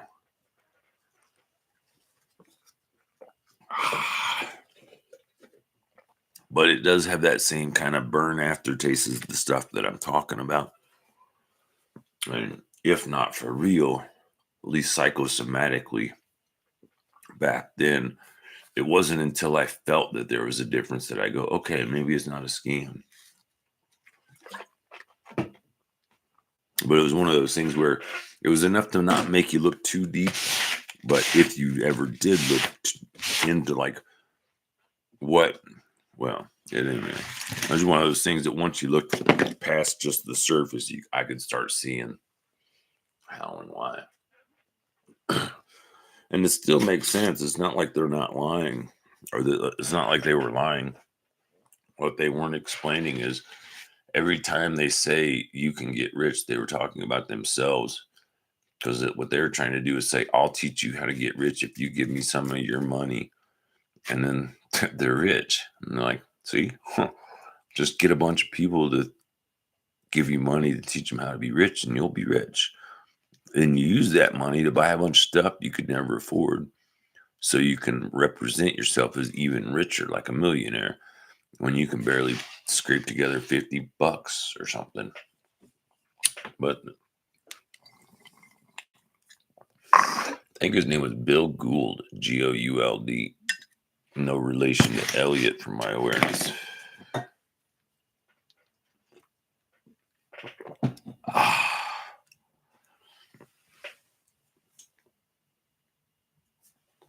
Oh, shit. Junky junk. We got corn chips on my lap.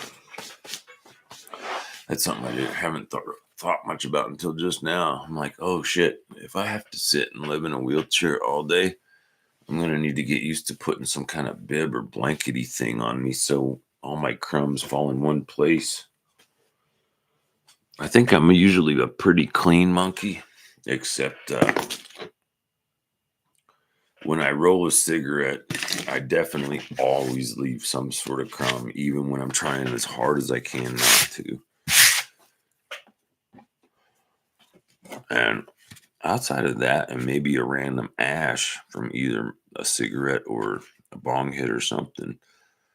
There's some peanuts. Oh, that's from this container. That just fell over. But everything else is clean and wiped down. But the table's so old and stained with I see a coffee stain. I think there's other stains. I'm not sure if I painted anything on this, but I think there's burn marks and other stuff that was on there when I got it. But this was actually a dumpster score too. It's just, I'm also really aware, if I could only take one carload of stuff to someplace, somebody gave me a little room, like a closet. I could move all my stuff into a closet and I could sit in that room. But on the floor, I'm looking at a 14-inch screen with no glasses. Well, I got these, and these at work. But when I wear these, I can't. If I go like this, that's blurry. If I go like that, if I go like this is clear. So right here, these work. Anything past that, these don't work. Well, I mean, they work, but they don't work like they need to work. And I just heard something fall. I don't know what it was. Oh, there's the lighters over there. Uh-oh. No. Be nice, be nice, be nice. I think my stomach just felt corn chips and salt hit it. Oh, I bet you the tea flush washed it all in there. It's what I did the other day, and it worked. So the idea is that I eat a little bit and make sure I can hold it down. And then I wait. And if it stays down and it gets past a point of no return, then I can put more on there safely. According to my inventory, I have I have three options. I could heat up water and make ramen noodles. Last time I did that, I couldn't eat a whole brick. I could barely eat half a brick. So the next time I try that, I'm going to have to just cook a half a brick. So if I don't eat it all, I can at least have another brick that's not all gross. Because I'm wasting. It's weird because even on eating $50 a week, I oftentimes feel as if another person with my appetite could exist easily. Like either eat the same thing for 2 meals in a row or something. You know what I mean? Like if I made there's no way I make a pot of spaghetti, but if I made what I used to eat when I was a stagehand as a meal, That's for sure 2, if not 3 meals. And it's not because I don't want to eat it. It's just my body doesn't seem to want to eat it. And then it's kind of like the beer addiction. And then it's kind of like the beer addiction, how a couple makes you want more and more and more. Less food and less food and less food eventually makes it so I don't even get hungry. And living on the streets, one of the tricks of the trade I learned is, and I think what everybody does, is you find some type of addiction that you can deal with the repercussions of, that remove hunger and elemental impacts as far as temperature. It's counterproductive and it's not correct. But a lot of people think if you drink beer or booze or alcohol when it's cold, it thins out your blood so it warms you up. But in reality, it makes you colder. I'm pretty sure the guy that threw me out on Thanksgiving, within a year, had for whatever reason gone on. All I was told by somebody is that the town said that he was found down here in town outside of some house or property, maybe by a ditch or culvert, uh, having laid down and fallen asleep when it was cold and he froze to death. And supposedly he never told me about it, which doesn't make, it's not a surprise, but I guess somebody, he was on heavy medication for his noggin, for his brain. Like he was super mental, but somehow had this property. I just remember he's kind of like a toothless, almost as smart as Mr. Peter, but not that kind of smart. Just he was an engineer when he was younger. I only really know that is because the the little outhouse building that I was trade renting, he had a bunch of like drills and mechanical engineering. Like he worked the tools, he didn't draw the plans. You know what I'm saying? I don't know if that makes sense. I think the people that work the machines are given a title easily just uh, easily mistaken for the smartest people that do that thing. Like an engineer, drafter, all those things are required to make a mechanical piece that you use. You know, you make it and you fabricate it and then you duplicate how you fabricated it.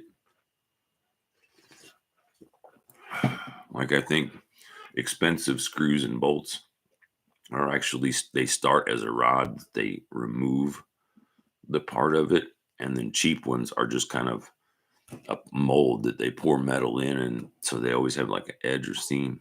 I'm getting that. I need to lay down again. My phone hasn't rang, but I don't want to turn this off and right then somebody decides to call. So I'll probably be back in a couple 3 minutes.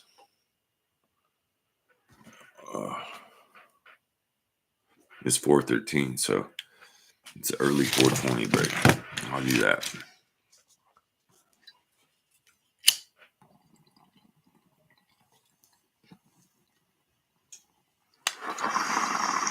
That's so weird that when you light a bong, because it's round, and if you put the flame on the edge, it's what they call cornering the bowl, because it goes in the thing, but for some reason it always makes a pie shape, like a 90-degree pie.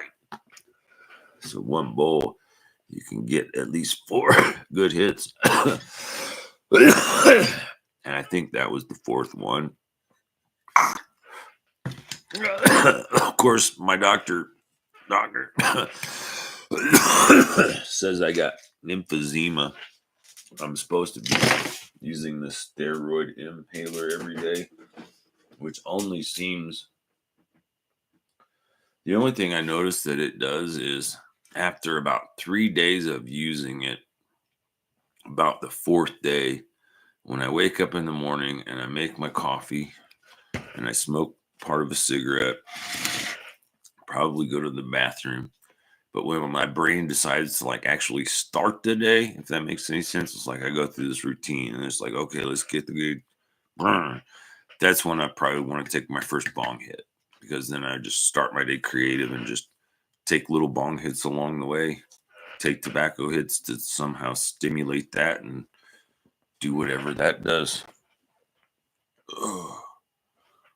I have experienced, for whatever reason, mentally or emotionally, I freak out more when I don't have tobacco more than when I don't have weed.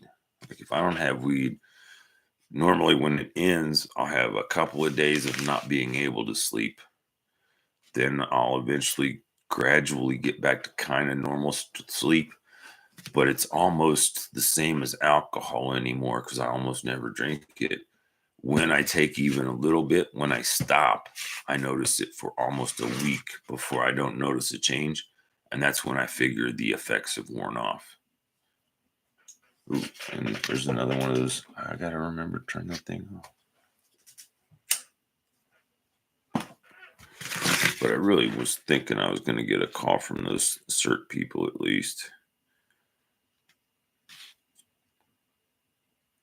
They're somehow connected with Boulder Police, and somehow Boulder Police is aware of this situation. So maybe it's just the last ditch effort by somebody who is at a complete loss at what to do. And so they just go, I don't know. I got to talk to my supervisor. And then my supervisor goes, no, you need to just tell the cops and let them deal with it. This is outside of our power. We're just going to keep ignoring this guy and placating him with the one person that we know that he likes, gets along with.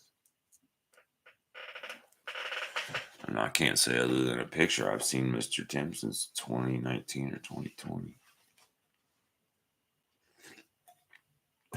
But I still think he's the one that saw what I was going through and like rapid connected me, because it started with a thing called rapid rehousing, which is all about, having a person with a very small amount of clients, like a 20 person or less than 100, maybe 50, but everybody's looking for an apartment. As soon as they get it, it's like, I'll help you sign the lease. I'll help you get the paperwork. I'll help you get in there.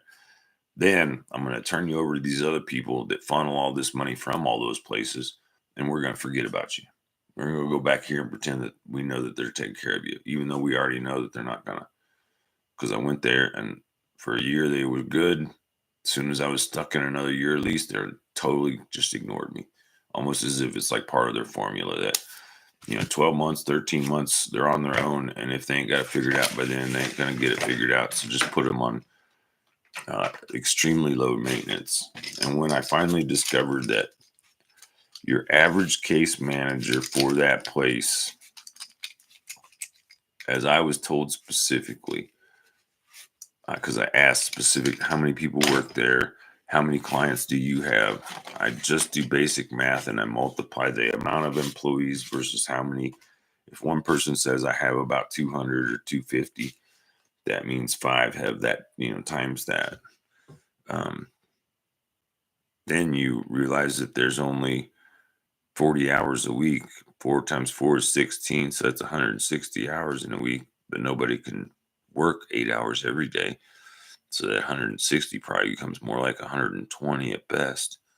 And that's including any times in between, So 120 hours, if you had 120 people, each person gets 1 hour a month. And they had twice that many people.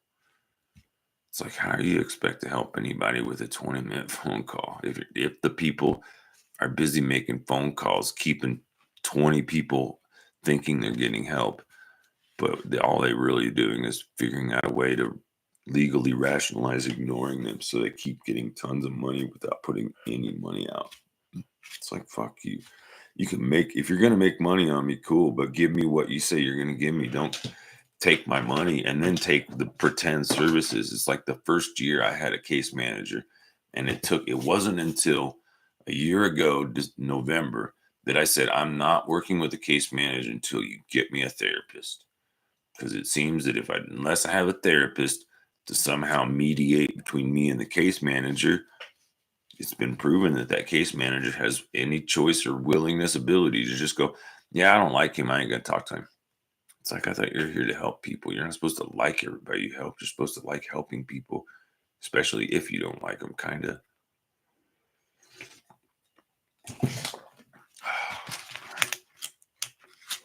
5 minutes. 4:19. Take a minute. Oh, fuck.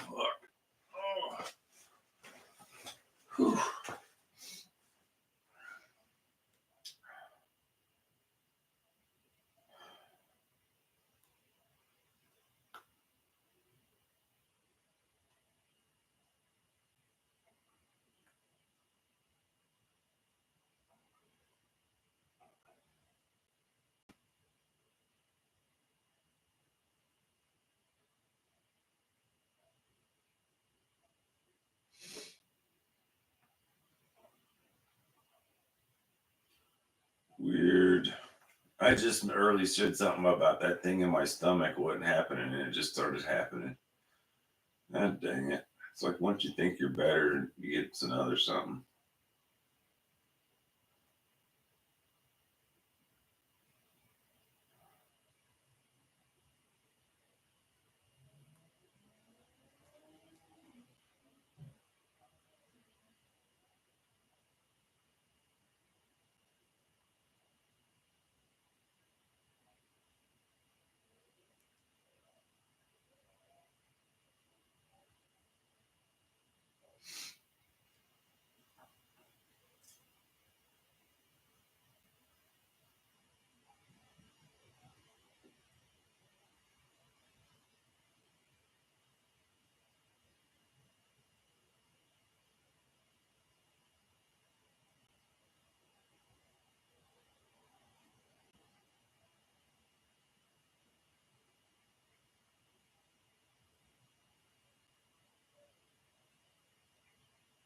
I have to admit, it's pretty. Oh, write this down. It's a good one.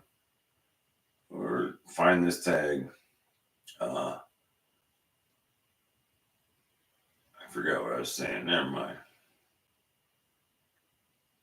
Oh, I was just realizing that if sitting at a desk talking wears me out, there's fucking something wrong, dude. You know what I mean? Like I'm sitting there doing basically nothing, and I keep getting in more and more pain. It's or less and less function. It's like muy no bueno,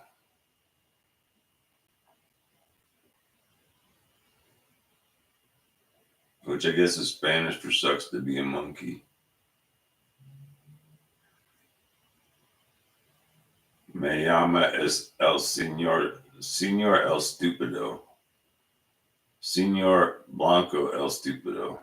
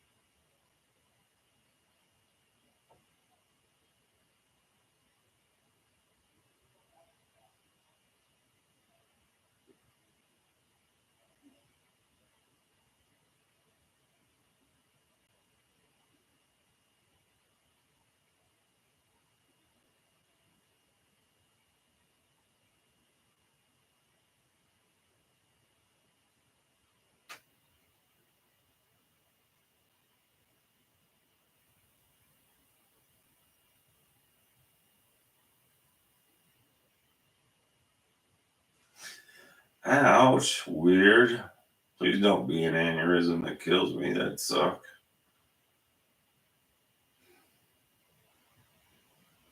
I just had this like super acute pain somewhere in the back left brain part. It's just like zinged for. Ow, there it goes again. Quit it, fuckers. God dang it.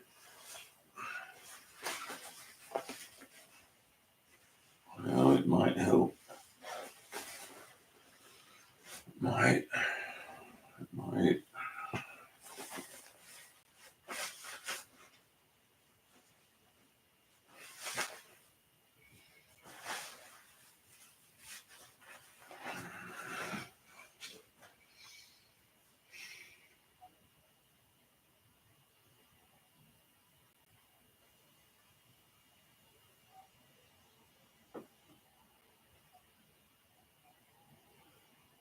Now, there's a scientific experiment passed.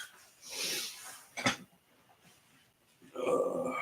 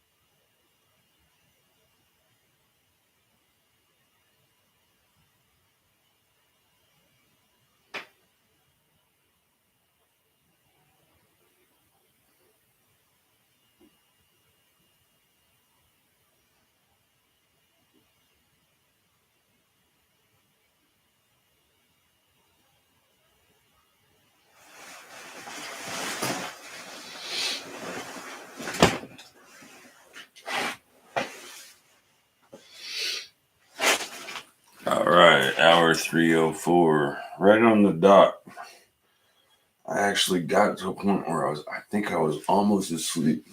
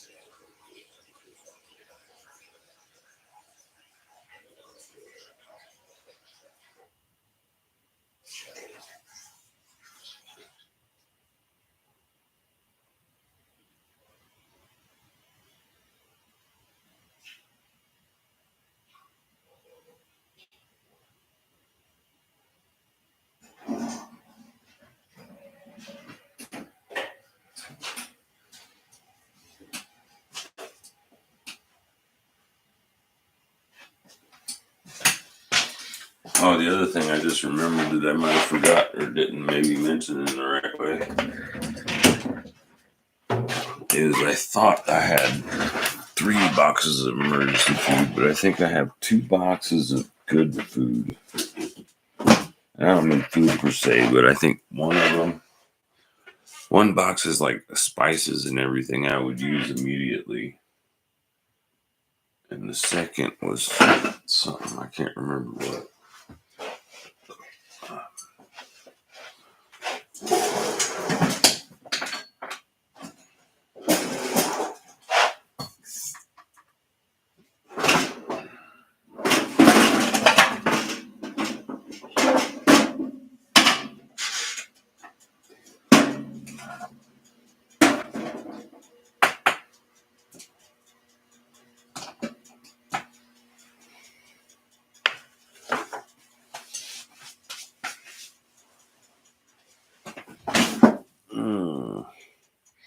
That's what I need. I need like some kind of outer pants.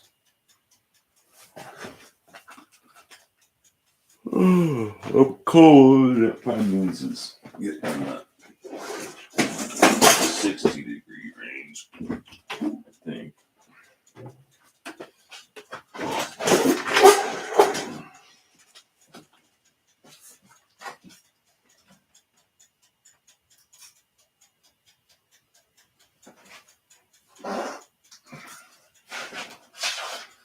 It's 66 in the kitchen right out there, so it feels warmer out there than it does in here. Then again, here has a window that's supposed to be sealed and or closed. It's kind of funny and or weird at the same time.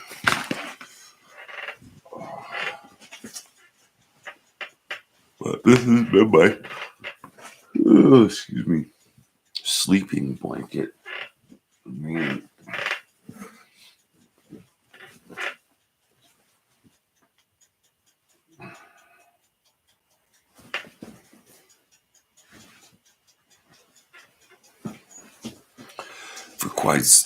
For a little while anyway. I think I got it about the same time I got the laundry machine. Oops. I knew I was going to lay down and my coffee's warm. But it's almost kind of weird that something clicked. It's almost like when you reset a computer. It's almost like I laid down, I got warm enough to my brain to get to the fall asleep point. It reset and then it woke back up. Because I remember right before I woke up that I was like, "Oh shit, I'm asleep and I'm waking up." Yeah.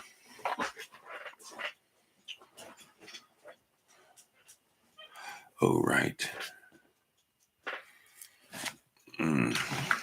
I got to keep thinking to myself, eat something, not just chocolate.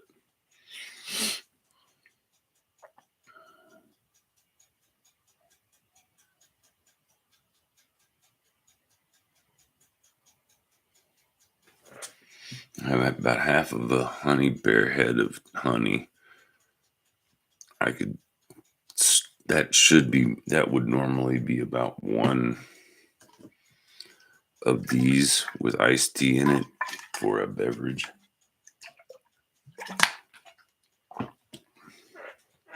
But it's almost too sweet.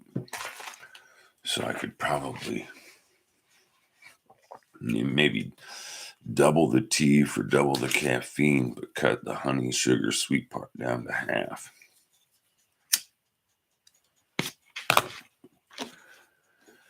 That would almost be like a cold brew iced tea.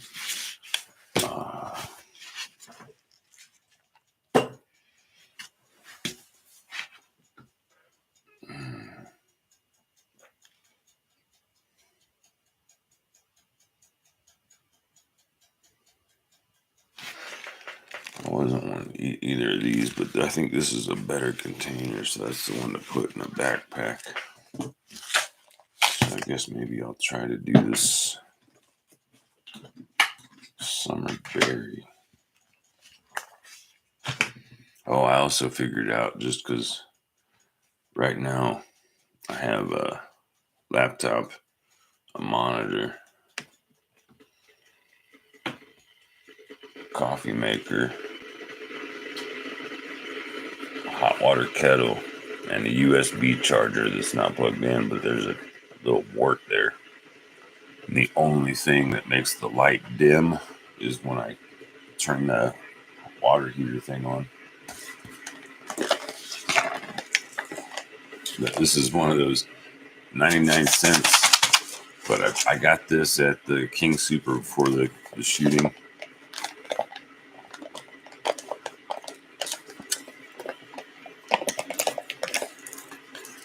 And it's funny too, because I had gotten this. This smelled good. I think I could eat that. I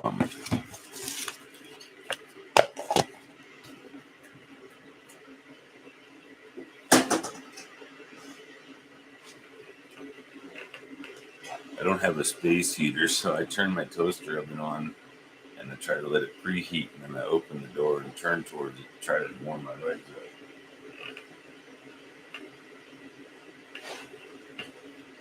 But I remember at some point mentioning, it was before I laid down, I was thinking if I get to a point where I'm stuck in a wheelchair, I'm going to have a bib so crumbs I can move off. And this is almost like the blanket I'll take just for that.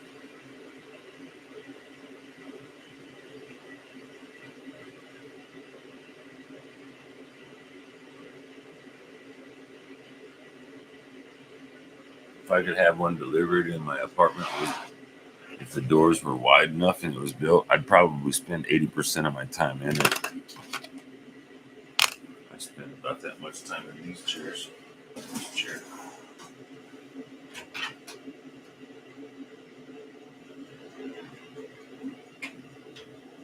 I just realized that it's nighttime and I turned that hallway thing on, so that means for the last few days, well, actually for the last couple weeks, all you could see from the outside was the drapes pulled open and all these boxes up there, and then the boxes, like the sea bear, I parted the cardboard sea.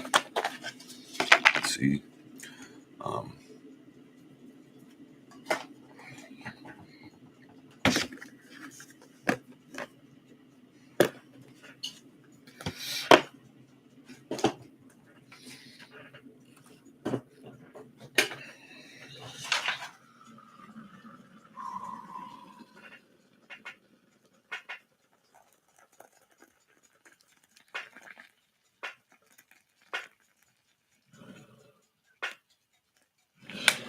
I remember for sure, probably earlier, like in the earlier days of being on the streets, Santa Cruz days era, first 5 years. I'd have looked at, so essentially the container that I made is this, but a different flavor. And it says overnight oats, so I'm assuming that it's not, that this plastic isn't designed to be heated or hot. I didn't read it because it's way small. But I was trying to, 2 of these would barely be what I would think of as a breakfast meal. Like enough something on my stomach to go get coffee.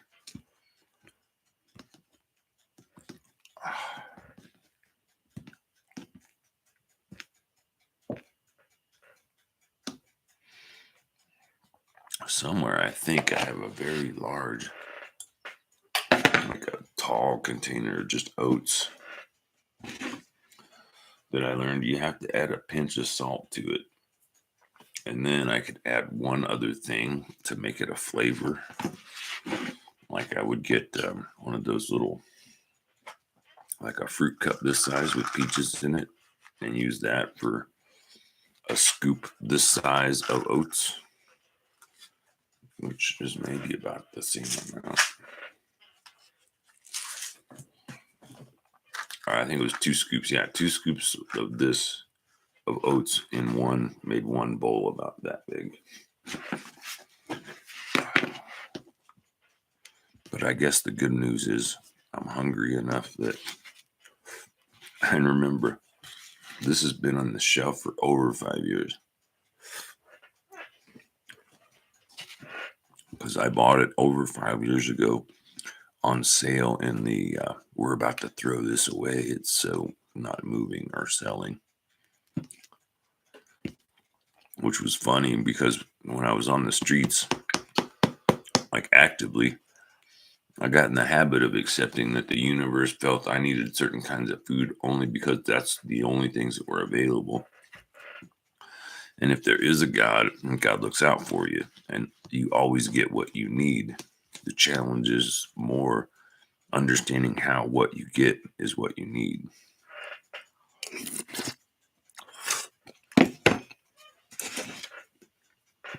It definitely doesn't taste good. It definitely tastes like it's been on the show for 5 years. I'll tell you that.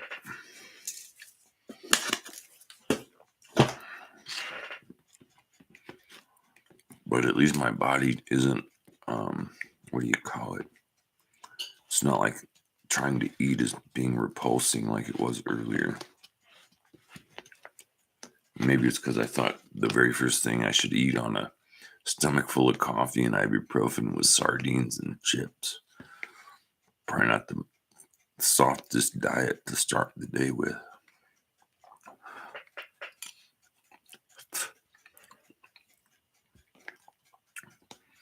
Oh, great. Now it just tastes like salty old shit.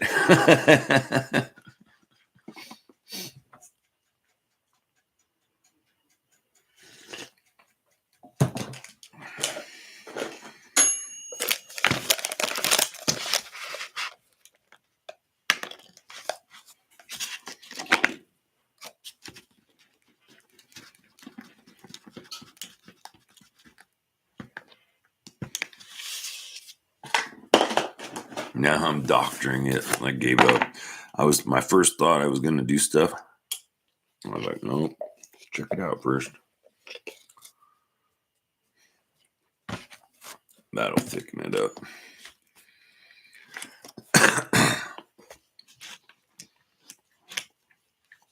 And it may not make it good, but it'll at least be so overwhelming with something that I like that it'll be better than what it is.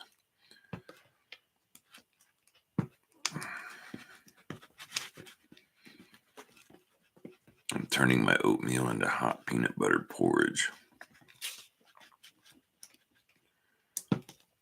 Oh, shit.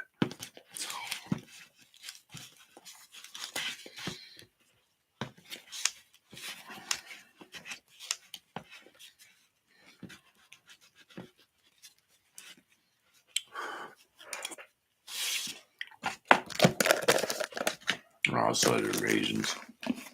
And it hurts over here, but oh well, it sucks to be a monkey. I do have coffee, and I probably have at least one freshie left, maybe two Penner freshies, which I think is good because this morning when I woke up, I think I remember thinking I had 3, and I think I might have smoked 2 or 3, and I still have 2/3 of 2 of them left.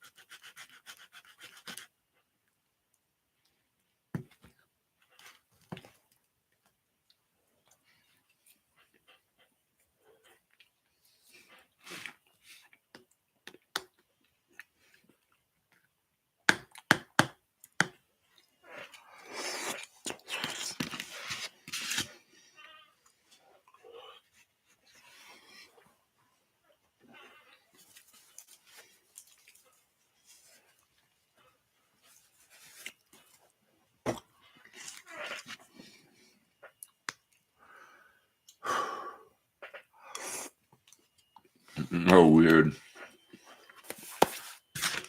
So I guess today was maintenance day for everybody. It's almost weird. It's almost like the Tuesday, Thursday work schedule here was actually started by the government somehow. Like those are the only 2 days that all the other government offices worked. So they're like, well, that's all they're going to be open. And all of our job is intervening between people and them. We only need to be open when they're open or something, I guess. I don't know. But the big spoon of peanut butter with raisins, and I added something initially first. Oh, a pinch of salt. Made it into like almost. It almost doesn't taste like it's 5 years old.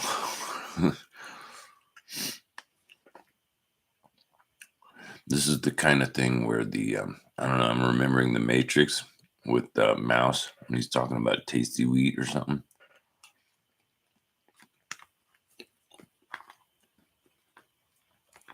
But how do you really know what tasty wheat tastes like?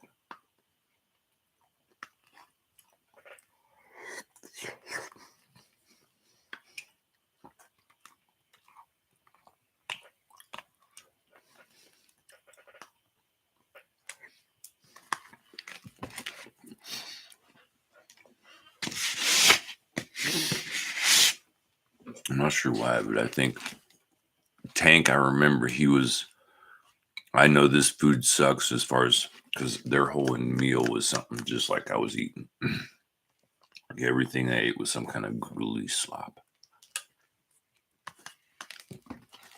And Tank is all like, but it has all the vitamins and nutrition by need. And then Mouse is all like scooping it all up because he knows that he only gets what he gets and he's going to eat as much. And he's like, kind of like me, a little wiry. Well,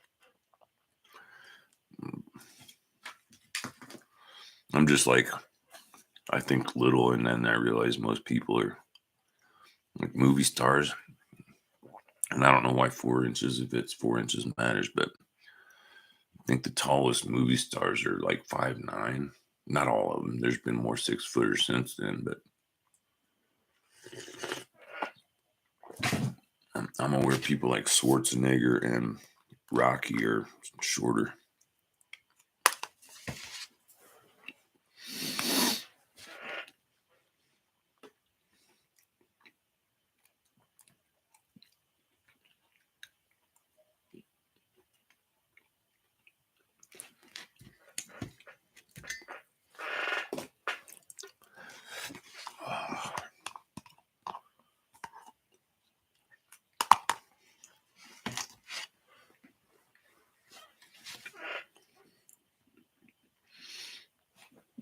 I may be wondering if it's not because it's 5 years old.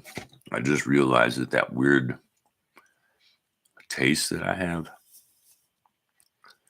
now that it's mostly covered up with peanut butter and possibly some raisins,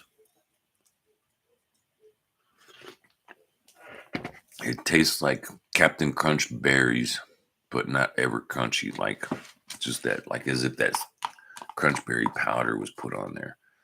And since it's called mixed berry and it's by Quaker, it wouldn't surprise me if it's the same exact chemical formula as whatever that pink shit is on the pink stuff is on the crunch berries. Isn't it pink? Or, whatever a nuclear future chemist would decide anyway, right? I almost think since the 70s, most everything we've been fed as massive consumers was somehow designed to be what it promoted as something that it wasn't.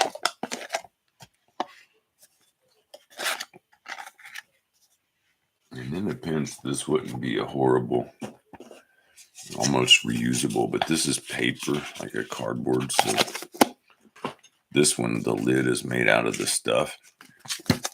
So if I took this at a gas station, can I get some hot water? Put it under there, pull it out, got the lid, all right? If I got one of these, if I got some of this, I have a bag of oats that's about $2 for a pound, maybe $1. They're not expensive at all. I did the math and I calculated it down to about 33 cents. Makes a 4-person serving. Excuse me. But anyway, I also didn't know that all quick oats are instant oats. And all oats with patience are instant oats. Like if you got 5 minutes of patience versus 2, regular oats can almost be as instant as regular instant oats. And I remember my grandfather he didn't like quick oats because he didn't think there was substance in them. He liked being able to chew on the oat chunks. Because I'm not sure, but I think oat is a grain that's like a little berry. Similar to, what's that stuff that's like molasses, but it ain't molasses. It's not rhubarb.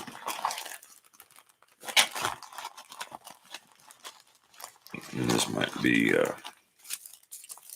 it's definitely 2 penners, but I ain't gonna wait for 2 penners. I'm just jumping into the, was it the first? I think this is the first one that I rolled. It might be the second.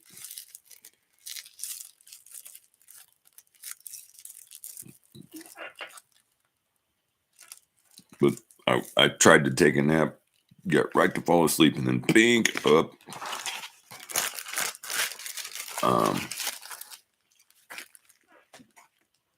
But the first cigarette I'm smoking is the last cigarette I can roll out of that pouch. There's not a cigarette worth of tobacco left.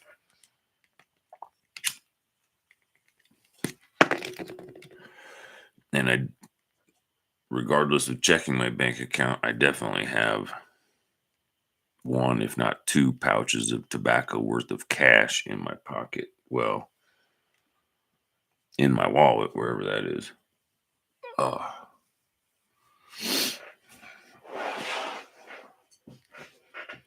It's like sometimes I have to wake up enough to realize how fucked everything is.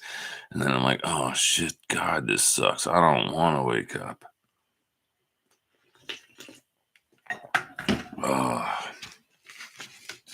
But anyway, he who documents best wins. And it's 5 something. So if I just say I'm going to stop and I'll let it maybe roll another hour. Just in case somebody tries to do some bullshit right after the hours. I don't know if or what I don't know if I fell almost asleep. There was probably stuff going on that I was somehow able to turn my attention away from. But I'm almost positive that it's been so the way it is that for a while I wasn't able to sleep almost at all, which is what turned out to be why I moved from out there to in here. And just every day there was fucking something. I couldn't go 2-3 hours. Like I'd wake up and there'd be something before half the day was over every single day.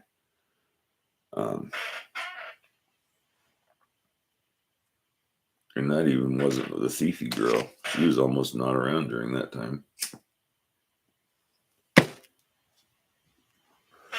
I was just the guy downstairs playing music or playing video games or something.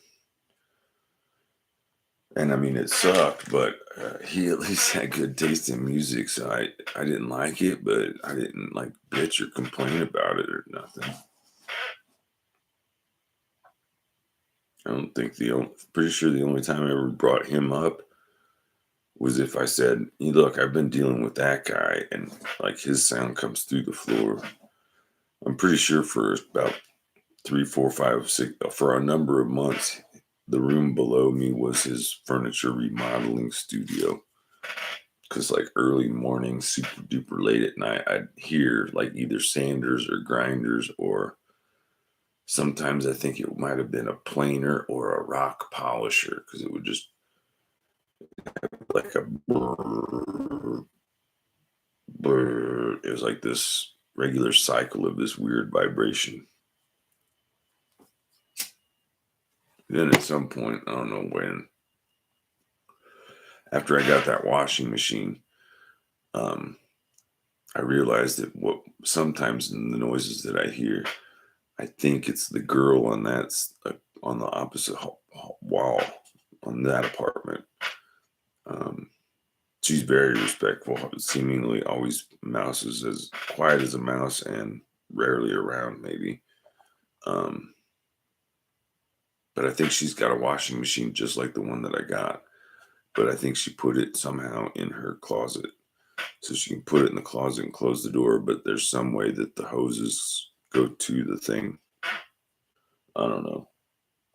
It's just what it sounds like. I don't know what it is. Same as I've never even once looked at the girl's door, let alone towards the girl's door. To even like if I was genuinely concerned or wondering, I'm sure, and I think the lady downstairs has done it, because I've heard a lot of loud barking, which is what usually happens whenever somebody comes up those back stairs, or for them, the front stairs, for me, the back stairs. But then I hear a knock or something. I hear some thumping, and then I hear dogs that aren't those two. So I think it's like somebody with a third dog going outside the door. That's only happened a couple of times in the last recent weeks, or a few times. Oh, and I said I had money for tobacco. This is maybe enough $1 bills for tobacco.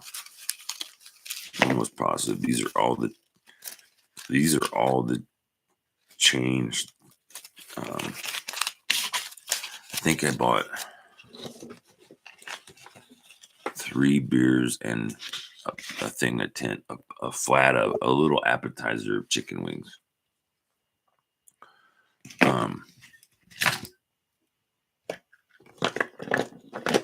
And I remember one time I bought a beer with a 10. And I think the second time I bought a beer with a 20. And I got a bunch of 1s and a 5 or a 10 back. And I think I might have used that 10 on either food or a third beer. But I remember when I got the chicken wings, I also got a beer.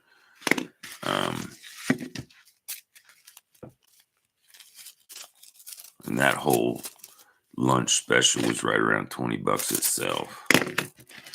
And I tipped the food guy, I think at least 1, if not $2.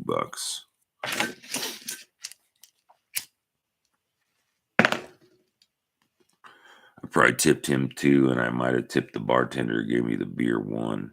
Or no, I think I might have. Those beers were $5, so I think I just gave him a 5 because I tipped the kitchen guy. I wasn't sitting in the bartender's space. I wasn't going to talk to him, so I didn't owe him any extra rent. I just got the beer and went to the back where the food was and watched a bunch of TVs for about an hour before the concert. The concert was fun. I met a handful of pretty neat people. I mean, of course, Mr. Peter was cool. Joel, the drummer, was cool, and strangely looks like a young Dino. He looks like Dino the age when I saw them in New Mexico, or not New Mexico. In was it New Mexico or Arizona? Tucson, Arizona. It was weird because I had gone to school with this kid, and I knew that he was into music and stuff, and I knew he was in that band, but it never really clicked.